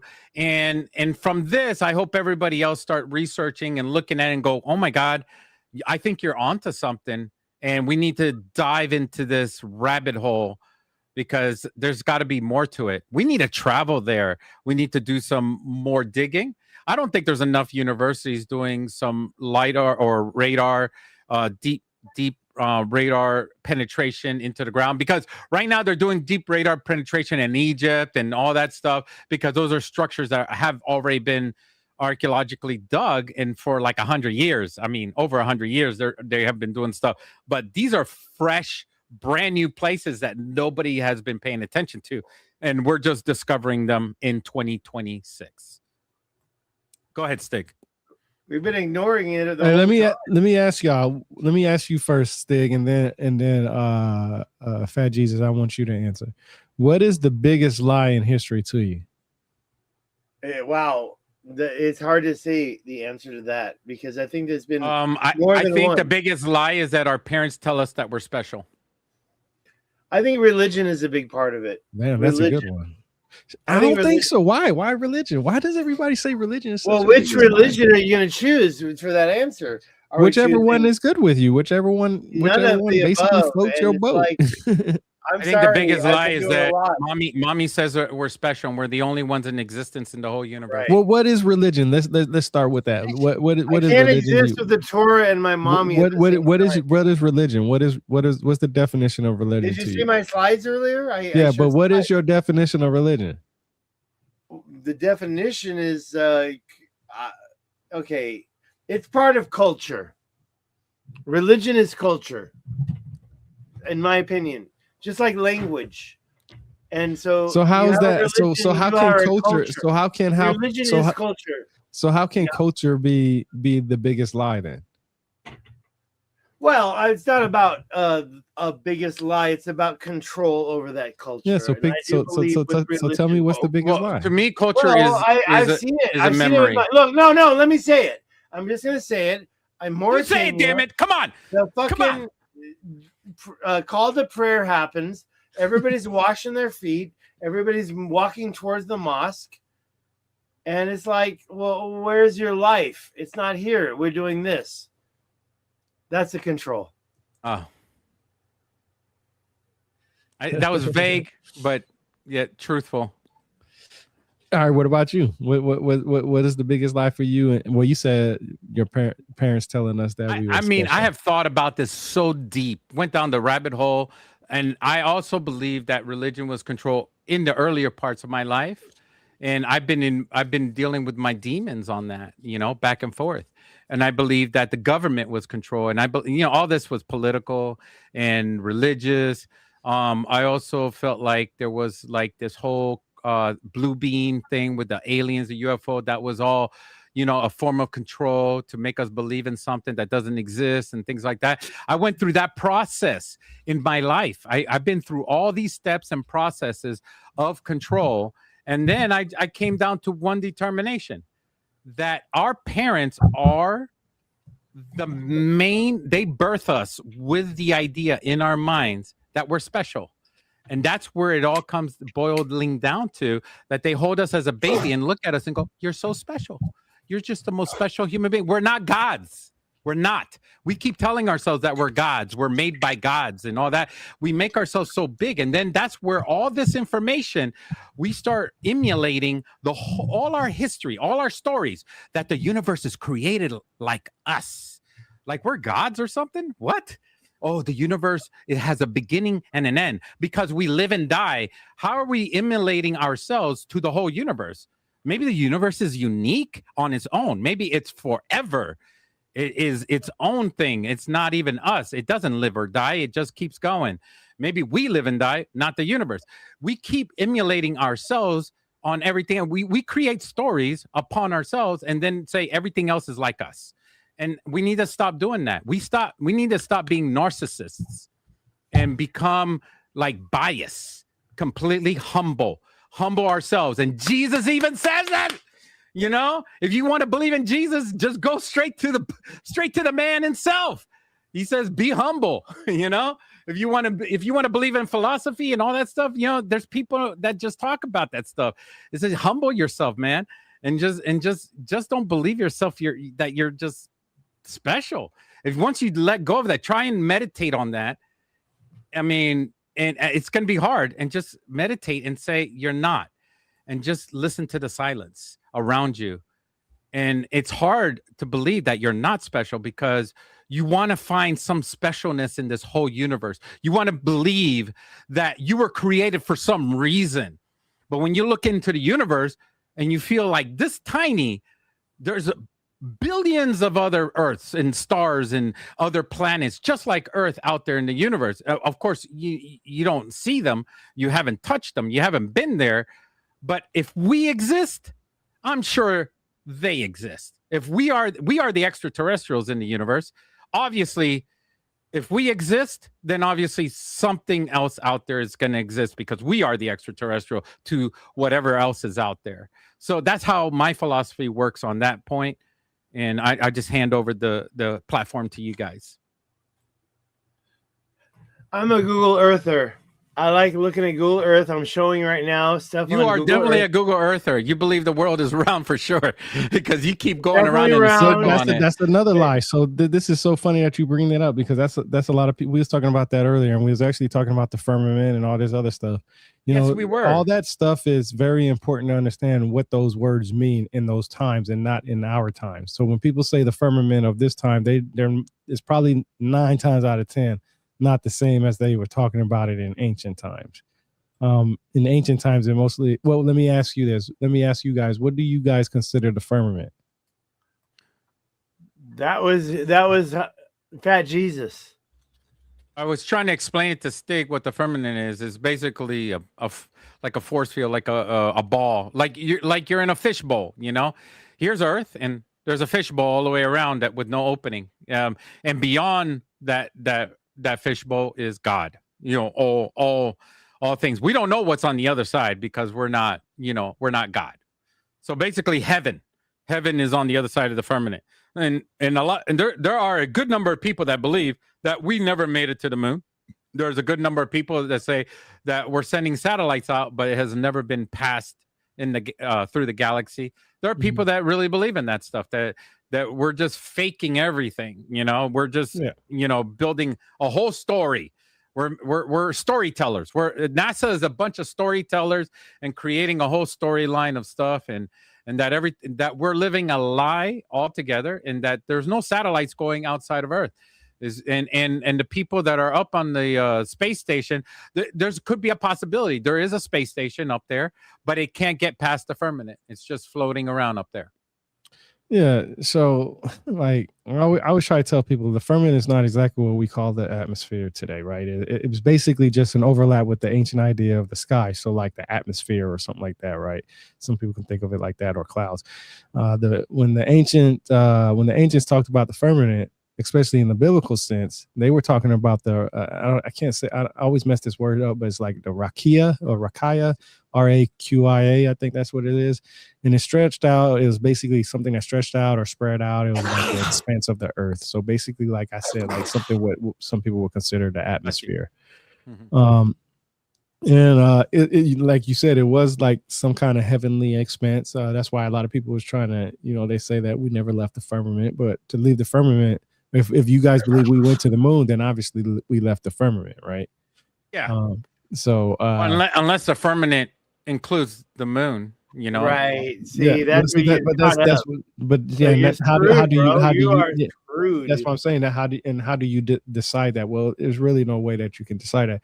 But I can tell you from what I understand from my religious people of the firmament, the ancient people, they'll keep expanding the firmament. The firmament exists because people say you can have globes and spheres, and then a firmament which is flat. Okay, I'm gonna put it into modern times to make this so you guys can understand what I'm trying to say. So think of it like this: they say that the ancient people thought this way back then, right? Well, 3,000 years from now, people are going to say in 2026, this is how people thought, and it's not the case. Think about it: as much as we are what people consider conspiracy theorists, or whatever the case may be, or whatever word they use, they had those people in the past too. That's why you have Gnostics. That's why you have the Illuminati. That's why you have the Knights Templar. That's why you have the Masons. That's why you have, the Skulls and Bones. You have all these different groups of people with their own set of knowledge. And the funny thing is a lot of people don't understand that everybody had their own ideas based off the technology that we had. So,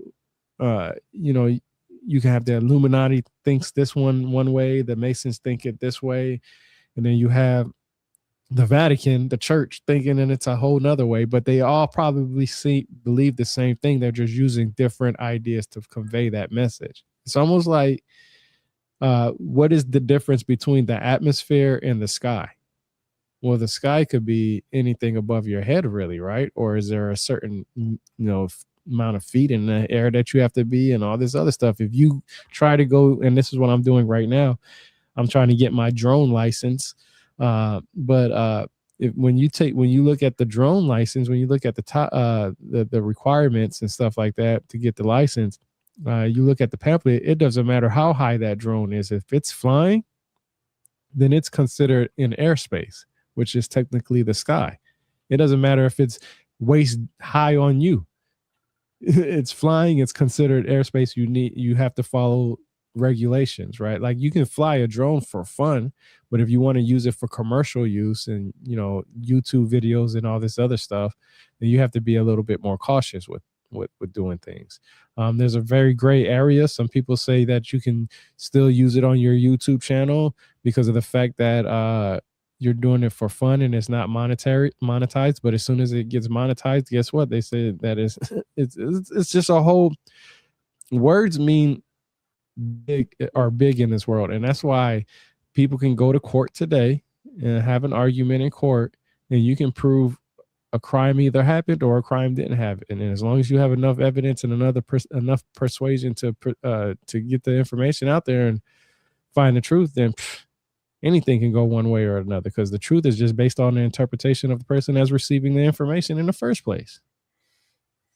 Because the real truth is the ones who was there, and we'll never find it. That's why I think, in my eyes, I think that in reality, I really believe that anybody, because there's only a handful of people that talk about Atlantis. It's Randall Carson, Michael Donnellan, Jimmy Corsetti, and David Stig. And you guys are the only ones that I know that have been to certain places. Has Jimmy Corsetti ever been to the Azores or the Richat structure? I don't think so. No, none of those people dare to go over there because they'll get arrested. So you're the only one that's the guy. Yeah. And who's been to Azores? Who's all been to Azores? I know Randall Carson's been there. went. I almost went. I was so close. So who else went there? And by the way, let's just be honest. Plato mentions the islands in the open sea, and the Azores are the islands in the open sea. But the real Atlantis is Morocco.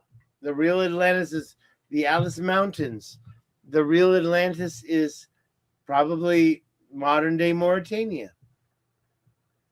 But what you said, and just is for a fact, Jesus, you said their advanced technology was terraforming Earth. Did I say that? I don't really agree with that. I think that they were doing mining and quarrying. Yeah, terraforming. They were doing that's terraforming, ain't it? These ridges are that everywhere. Terraforming, yes, I agree. Yeah. Oh, I just didn't say that earlier. But yeah, you said that on the you said that on the terraforming. Yeah. I like terraforming. I like that word. Terraforming. Yeah, and people get confused. They're like, isn't that what happens on Mars? No, that's a different type of terraforming. Obviously, from the word terra. I think you know what it could have been. I probably said that because I was talking about that one movie on Mars. Remember, Fat Jesus, when we was talking to Brian about Mars. Can you share my screen while he's talking? And I'll share it. You gotta share it with me. It's the same thing. What do you want to share? Go down. Go ahead. Go down to the plus sign and share the screen. Is that you? Okay, there it is. Sorry. Well, he's talking about the firmament. That's the picture of the firmament. It says before remove other media from stream. Okay. You gotta close the other ones that you have up.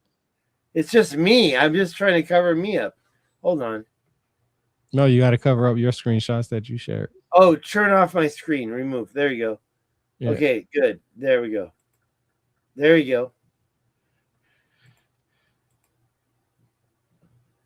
The Azores. Right, you can keep talking. Hey, by the way, this guy Matt is making a great point. King Azay of Atlantis is written by Plato. And yeah, he's 100% right. Let me get rid of his comment. But before we get rid of it, that's a great point, Matt. There were Islands in the open sea with names, and this is probably one of them. Okay, there you go. Sorry. Go on. Fat Jesus. No, I mean we were listening to Rebirth. Here's an ancient look of the heavens. See if you and can see if you can find Samuel Noah Kramer's version and compare that to that, because a lot of people don't understand that the Sumerians didn't think the earth was round or flat. They had a different concept. This is what we were talking. We were talking to Damien. He said there was an ocean of heaven up above. Yeah, that's what they because space has water in it. That's why they consider it the ocean. That's called like primordial waters or something. And then beyond the ocean of heaven is the heaven of heavens. That's where you get the idea of the Enuma Elish with Tiamat. But yeah, go look up the Sumerian one real quick and see if you can bring that one up. That you'll see how almost close or identical it is. All right. Well, I'll keep that up while we're at it with the 7 days. Which one is it? The Samaritan one? Yeah, Sumerian. Yeah, Samuel Noah Kramer. He has one. He has one in one of his books that I have. Samuel, what's his name again? Samuel Noah, Noah Kramer. Kramer. Is it K? K. Yep, K. It should have his up on there. But yeah, he has a idea of it. I mean, I've already went over the books on my YouTube channel, so it's not hard to find. It's one of Samuel Noah's books, but I mean, you could probably easily just chat GPT and get you a good source from it on that, because I know most of his books, if not all of them, are available for PDF on archive.gov, if I'm not mistaken, or some of them are should be, at least. I know a couple of them are. But yeah, it's just crazy. Like I just really feel like if people really want to get to the truth, but see, how can you prove 100%? Because you see how everybody's mad at Felipe right now about the second Sphinx right now. So I mean, he says, what did he say? Like 105% or something? I know he said something over 100%, and a lot of people are upset that he said that. And I'm just like, yo, if I'm positive about something like 100%, and I'm trying to make a point, I'm definitely gonna say like I'm 120%, I'm 105%. But then they say you can't be 100 and nothing percent unless you have some kind of digging going on, some kind of excavation. And I'm wondering, do we really need to excavate something just to be sure that there's something under with all the technology that we have? What's the point of our technology if we can't use it mathematically like they tell us? You know what I mean? Like I don't understand it. Like I understand the whole fact is that people say, well, I want to see it with my own eyes, and that's the whole thing. And that's why we're digging up mummies right now. I'm displaying them in museums instead of letting them rest where they were buried at in the first place, which is so freaking disrespectful. I can't believe they still do that. They should just corner off those places so nobody can disturb them. But anyway, we've gotten to the point where we have to prove everything by eye of sight. Now, how do you prove something eye of sight to a blind man or a blind woman? How do you do that? How do you prove it to them? They can touch it all day, right? But if they ain't seen it with their eyes, how can you prove it? So what is really proof? What is really proof when it comes to that? How can you say that somebody's not confident enough to say something like I'm telling you, everybody that was at Cosmic Summit was all over Felipe. Everybody was all over him. I mean, everybody. Oh man, I like you, bro. I want to do a podcast. Oh man, you're so right, man. There's definitely tunnels and stuff under the pyramids. Yo, nothing this man said, first of all, is nothing that Herodotus didn't say first. Okay, Herodotus didn't talk about no second Sphinx, but he definitely talked about tunnels and structures and stuff under the pyramids. He definitely talked about that. Like, it's in the book. So when I hear people go to these conventions and everybody's sitting in an audience and they hear stuff like, yeah, there's tunnels and all kinds of stuff under the pyramids and blah, blah, blah, blah, blah. And they're like, yeah, man, we found something new. And I'm like, yo, you never read Herodotus' books, The Works? You didn't know this before? This information has been out. Why is it so hyped up now? The hype phase is over with. That was thousands of years ago. Where's the technology to verify this? And that's why I can't stand this whole damn content creating crap that's going on in this world today, because people really, really, really believe for some odd reason that all this stuff is new under the sun. I mean, it's crazy that people, when Felipe was, and I don't know, I think that's how you say his name, if I'm not mistaken.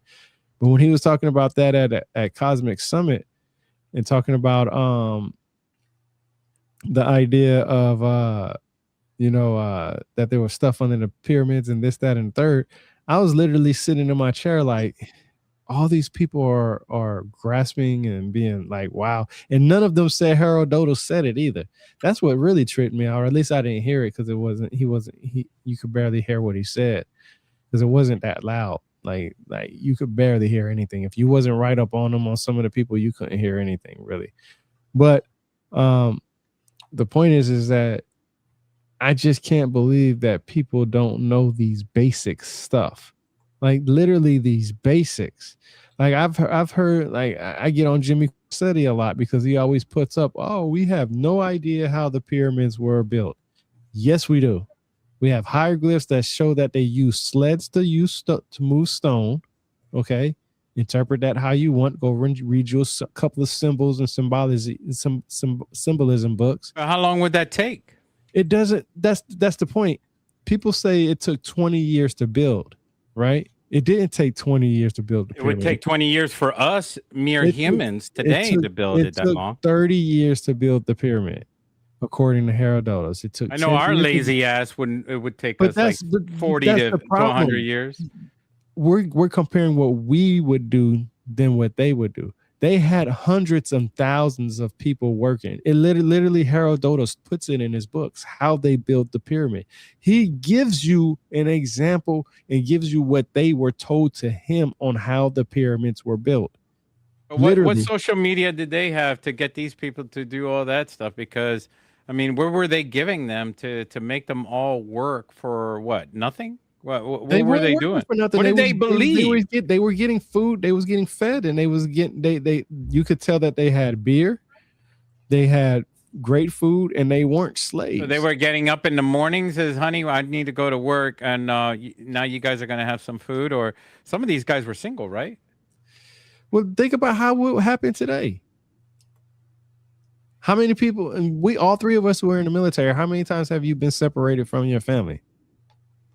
I was separated since I was 19 years old from my family. Do your job. So why even ask the question on the family part? They do the same thing we would do now. The same way the people built the Empire State Building, the same people that built the Eiffel Tower. My father had me trained to be separated from him because he was separated from his family. His father taught him, and his father taught him at an early age. This is how men do, and then I taught my son to do the same thing too. You got to go on your own, and he did. And now he works for the state of Oregon. He's a very successful person. You know, he doesn't need me. No, but I mean, I'm there for him. I want to be part of his life, but you know, my point is that all this stuff that we know, it's already in books. I'm telling you, I read stuff, and I don't know how it works out the way it works out, but I would see it online. People, I'm telling you, people only go to people that they like. It doesn't matter. I how many times have you heard somebody on social media say, I thought that person was my friend? I thought that person was my friend. Yep. You think everybody's your friend you meet online? You a damn fool. People are cutthroat. I've learned this place was a cutthroat when I found out most of these people do this as a business. Once you start I know what businesses do to each other. They're cutthroat. You know what I'm saying? We grew up in the era of McDonald's and Burger King making commercials against each other. And look at the beliefs of these people in the past in comparison to the beliefs that we have today. They're more Christian, Catholic. No, I think it's still the same. Judaism. But do we truly believe in the firmament? or I mean, we're flying into space you're asking now. an independent question. Do you believe in it? Because everybody else is going to have their own idea. Yeah. You see what I'm saying? Are we still believing in this ancient ideology? And What's here the we are ancient watching ideology, rockets fly into space. They didn't have rockets flying into space, did they? Or did they? Yes, they had what rockets were. The original word for rockets was an arrow. That's where the rocket comes from. When they used the word rocket, it was for the word arrow.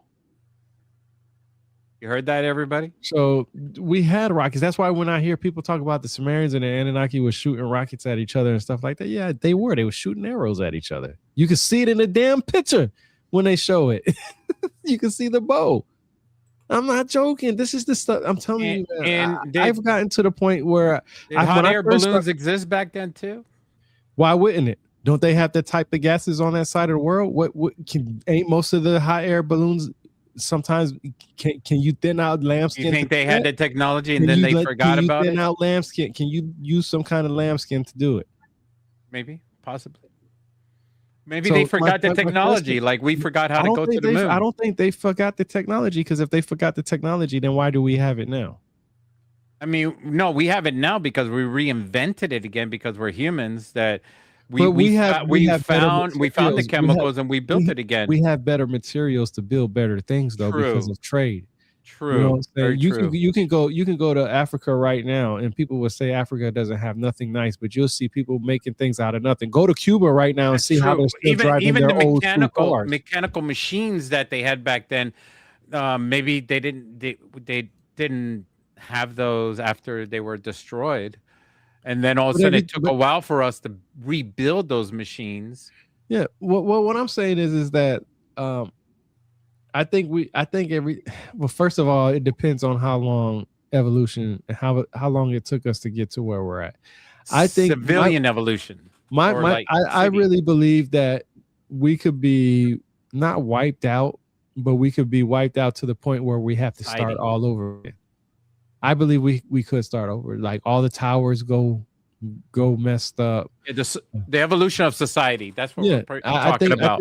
But see, not even really that. Not human evolution, but societal evolution. Like they say that humans go back 3-4 million years. Australopithecus, afarensis, we're not talking about DNA, like the destruction of humans. We're talking about the society.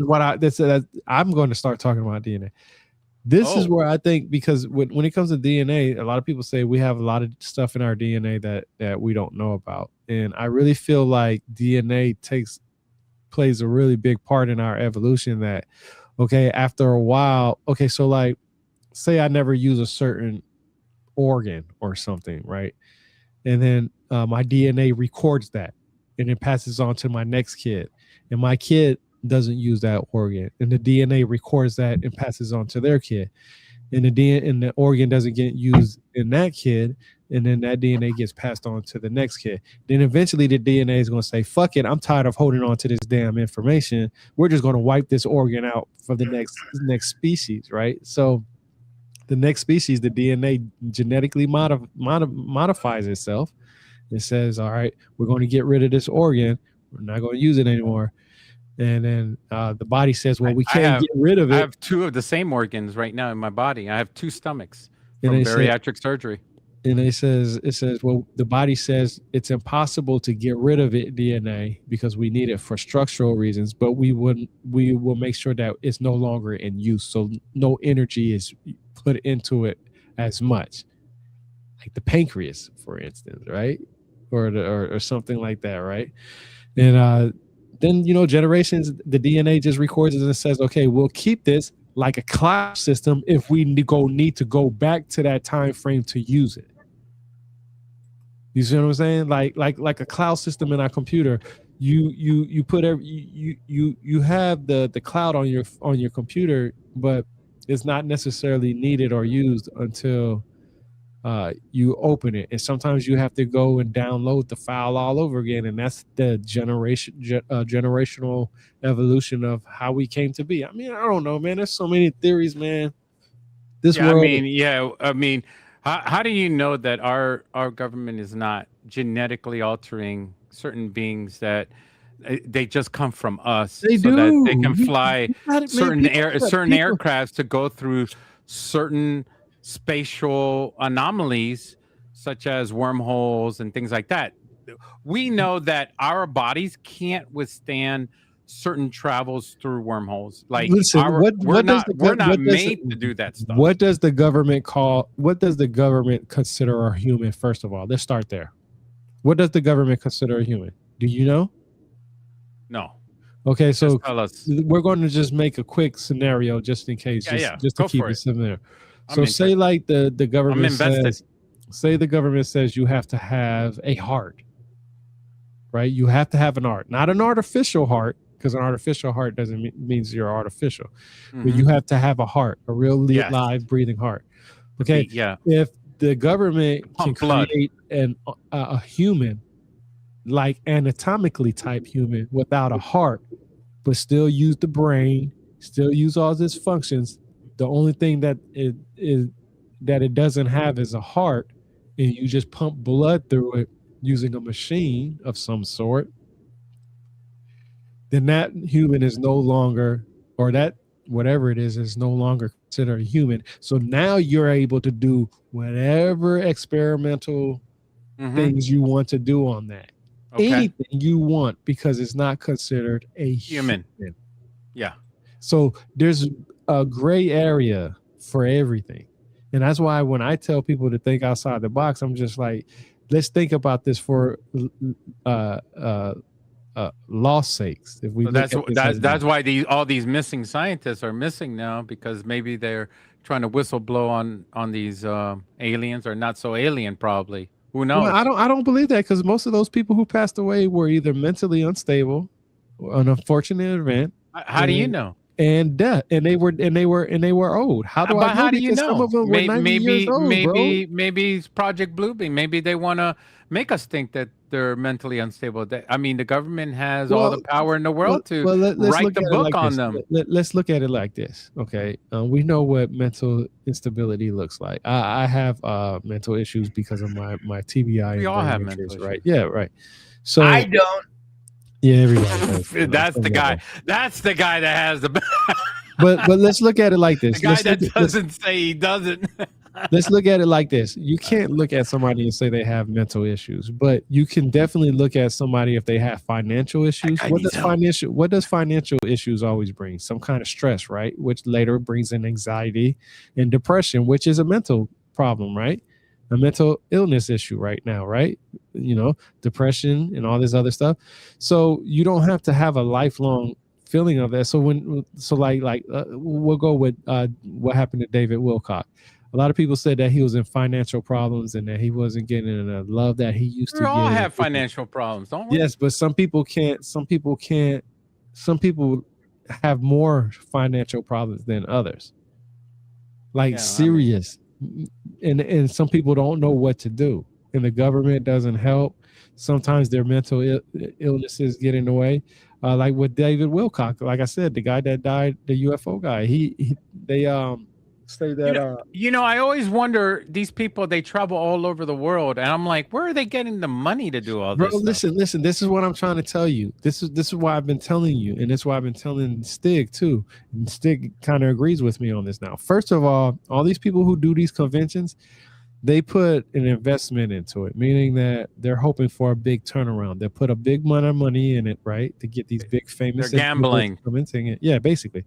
And then they get a big turnaround. Where do they try to get their big turnarounds from? Well, guess where the best ways to promote your stuff for free? What's the best way to promote your stuff for free? The internet. But what's the best way? Getting other people. You mean like physically besides the internet? Getting other people to do it for you, right? For free. Oh yeah. So getting us to do it for them, right? Part of your investment is getting different podcast individuals, right? From different places, right? People who are just coming up, some people who are you've probably known, friends of friends, and so on and so forth. So you start doing podcast discussions with them. They start promoting your convention. So now you don't have to pay nothing for ads, right? And what do most of these people in this community are? They're friends, right? What do friends usually want to do? Rubbing elbows from the beginning. But what do most of these friends want to do eventually? Meet up with each other. Why? Because they have nothing else to do. And this is something they enjoy. True. So they go. Then they become more friends. So now you done turn 20 people into 100 people to promote your live stream. 1,000 people. To 1,000 people to watch those streams. Yep. Now the next year when you do it, you're not going to have to come out of too much out of pocket to these guests, because guess what? They're going to want to come in and ride off the. Next thing you know, you're in Sedona.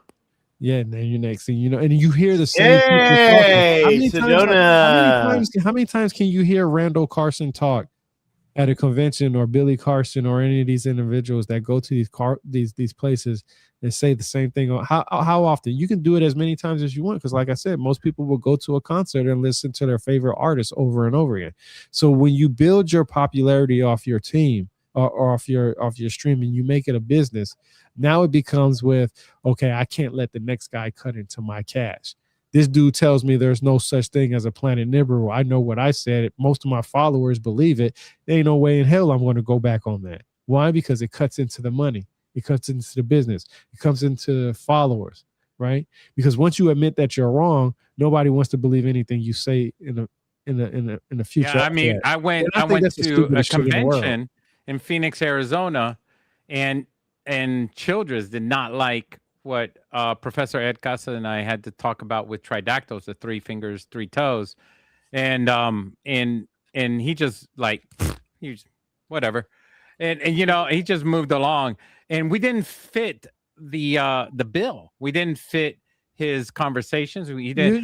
He didn't. We didn't fit into his storyline or his books, so we couldn't meet his with anything. So he didn't even pay too much attention to us. It's like he just moved along. But everybody that was there for the convention stopped at our booth, listened to our own private convention. We had our own private convention we had our music, we had our speakers, we had our own little miniature convention with the wall in the background. We had videos and everything popping up. Bro, we were going off. You know, I tell you, I told Stig this. They don't respect him. And I can tell you right now, they were surprised that we did all that. They thought we were just going to be like a little table going, hey, look at check out our information. Here's our little flyer. Here, take this. That's all they thought we were going to do. No, we brought technology. We brought all this stuff. We popped off. Like we invented a convention inside a convention. They were like, oh shit, we're not going to invite these people again. And that's what happened. You know, I'm going to tell you, I went to him because I wanted to try it out. I wanted to see what the fuss was about. I heard him on X all the time. People talking about contact in the desert and this, that, and third. But contact in the desert happening here, man. I'm gonna go. I'll be in contact in the desert this year. And then they said, right here where I'm at. Right here. Let's go. And then I hear people talking about, you know, and then I heard about I was wondering at the time, why is there not something like this on the East Coast? And there in New York and stuff like that. But in this community, in this community, if you have, how can I say it? Who's an academic scholar that's close to Randall Carson? Do you believe that's respected out there? Do you know any? But what is his qualifications? That is a big name? That's a big name? Oh, like what qualifications does Randall Carlson have? He's a hippie, self-admitted hippie. No. But I'm just saying, like, how when I go to these conventions, I don't off his rails now. Yeah, he don't. I think Stig has a right to be upset. And I'll tell you right. Well, Stig lives out there. He's right next door to Randall Carson. He just walks over, gives him some sugar. I'm not gonna say I'm not saying towards Randall Carson. I'm talking about in the whole industry. Period. He's been doing this for years, like for years. He is the only person that have been to the Rich Hat structure 3 times, and that is one of the famous spots for Atlantis. Everybody talks about that. I'm not sure why Joe Rogan had Jimmy Corsetti and Dandy Duncan on there talking about Atlantis and all this other stuff when you have the man that's been there from the Rich Act structure there. He wasn't. Like because this Danzy whole Dunker wasn't community, talking about and I'm telling you, Atlantis. these people talk so much shit about each other. Because they're Nobody probably reads paying Plato. Joe Listen, Rogan to have them right, on Jesus, the show. Listen, That's why. listen, and Stig, you listen to. I'm telling you, give it about 2 or 3 more years. The people you think are cool with each other now, they're gonna hate each guts. You could see it right now, bro. Look what happened Already right now. I'm already seeing it right look now. at Jay Anderson too. People are attacking. You know what? Next year, I'm gonna hate both of you dudes. Are you really?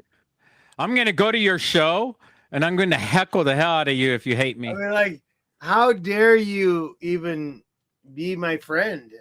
I can't. I just don't look. I don't take this shit serious. I do this because it's fun. Give you content. Matter of fact, listen. I'm gonna say this right now since we're live, and I should have said this earlier. So I'm gonna do my own narrating for my videos from now on. I'm not going to use AI or artificial or any stuff. I tried all that stuff because I had a lot of stuff going on, meaning that I was trying to do a lot of projects by myself. So me and Fat Jesus, we're going to do the show together. I'm going to only focus on what I've learned from reading this book, but I'm not going to go over every single book. So I'm going to give everybody the opportunity. I have a list on my website that has about 500. We are the books a million. Yeah, I have about 500 books on my website that I listed on there that I've read multiple times. I've read thousands of books in my lifetime, but these are books that I call, dear to my heart, that I really like, and I'm always updating.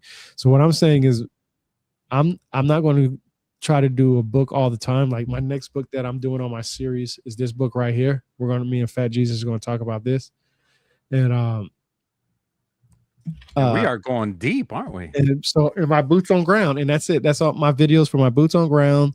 This, and then me and Fat Jesus discussions, because I want to have time to narrate my stuff. So this video that I'm doing now is on Susie King Taylor. It's a local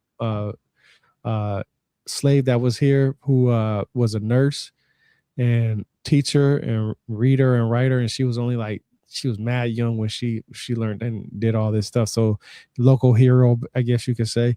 So I did it at my first show on her because I'm gonna start doing my own documentary and stuff. So yeah, I just feel like I do this because it's fun for me.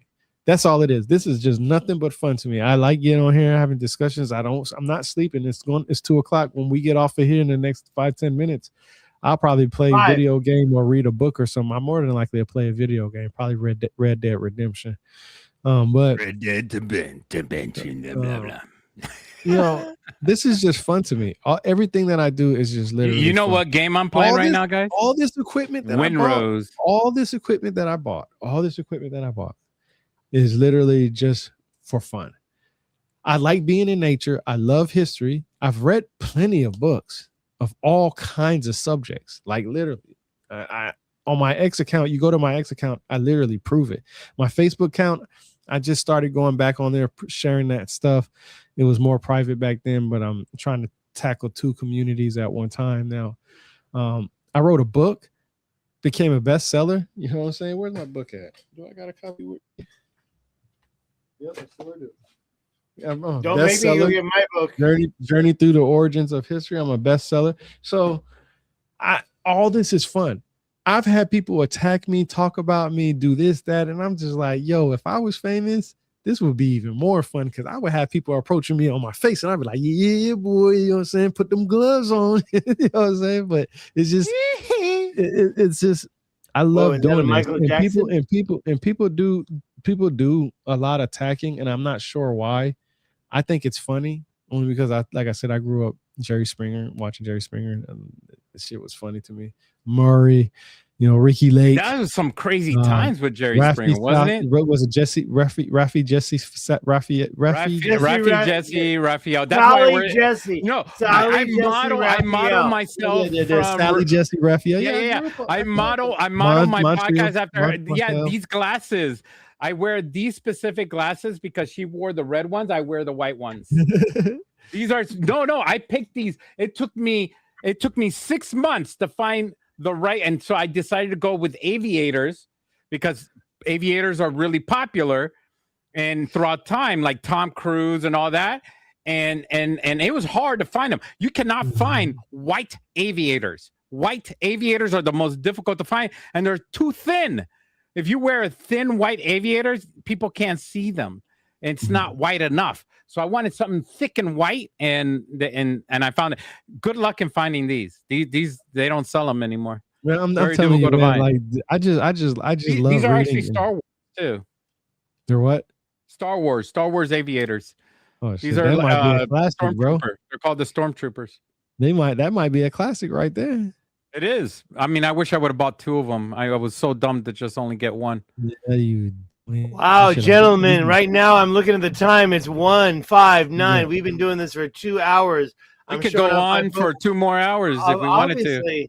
Obviously, I just might not be in the picture because I usually it's like what here in LA. I love you guys. I love the fans. I love everybody on the Stig Show. You guys are beautiful. Hey, everybody! Right now, let's shout out our channels. So everybody who's listening, FatJesusLive.com. FatJesusLive.com is your domain. Yep, that's my domain. All my channels are on there. Rebirthoftheword.com. You see, I'm telling you, Steve, you got to move up, man. Do you pay for your domain? I got my DavidStigHansen.com. Do you pay for your domain? Yeah, David Stig Hansen, my name. But I'm going to change it up. I'm going to put some camping and some little umbrellas and some sweet shit. Hey, Fat Jesus, you pay for your domain? Yeah, I do. Yep. Yeah. I pay for it. Yeah, and that's the thing. You pay for it, it shows up on the archives. You only have to pay for it for 3 when you die. Mine is paid for 8 years, 10 years. Yeah, you don't have to pay for it, but for so many years. Like mine is up for I renew mine every 3 years. Yeah, mine is paid for a long time. I'm in it for the long haul, baby. Yeah, I'm paying expensive. I'm paying $20 a year per domain. Hopefully I'll have the opportunity to say on my deathbed, hey, buy that website for the next 20 years. I don't want that shit to go nowhere. It doesn't matter. It goes on the the Internet Archives. It's there. Rebirth, I got you, bro. I'll be selling your shit for about $1 million. All right, guys. Are we out? Are we out, right? 2 hours. We out. I love you. I'm going straight for the bed. Last words, everybody. Fat Jesus. You ain't going to bed. You can be researching like a mother. Can y'all hear that? Yeah, we got the drums. It sounds good. What about this? A quack. Was that a fart? Just a little quack. Did y'all hear that? Do it again. Yeah. Oh, he'd be cursing. No, can y'all hear that? How loud is that? That was. It's all right. It's not that loud to me. We'll find out later. No, I need to know so that way when I do this, it needs to be louder though. Yeah, that one's good. That's loud. It needs to be longer. So this one is good. No, well, I mean, it needs to be longer. It has to have a little bit of a. What about this needs to go. What about this one? Not everything's aliens. Did y'all hear it? Not everything. Not everything. Yeah, I heard that. Not everything is aliens. Not everything. That one's really good. That's your voice. Not everything is aliens. Not everything is aliens. What if the person you're talking to on your podcast is an alien pretending to be? So I'm going to add other ones. There's an end stream button. I'm looking at the end stream button. I'm about to press it. All right, last word, folks. Press it, fool. It's happening. Yeah, I'm getting press it. Last word. Press it, man. Good night. I'm pressing. I gotta find my mouse. Hold on. It's happening. Good night, all. Y'all have a good evening. How dare you press it? Don't ever call me while I'm sleeping. That's not that. I don't remember what that's from. From what shower? Press the damn button. Press the damn button. Oh, there's an outro. Love it. Bye. Outro.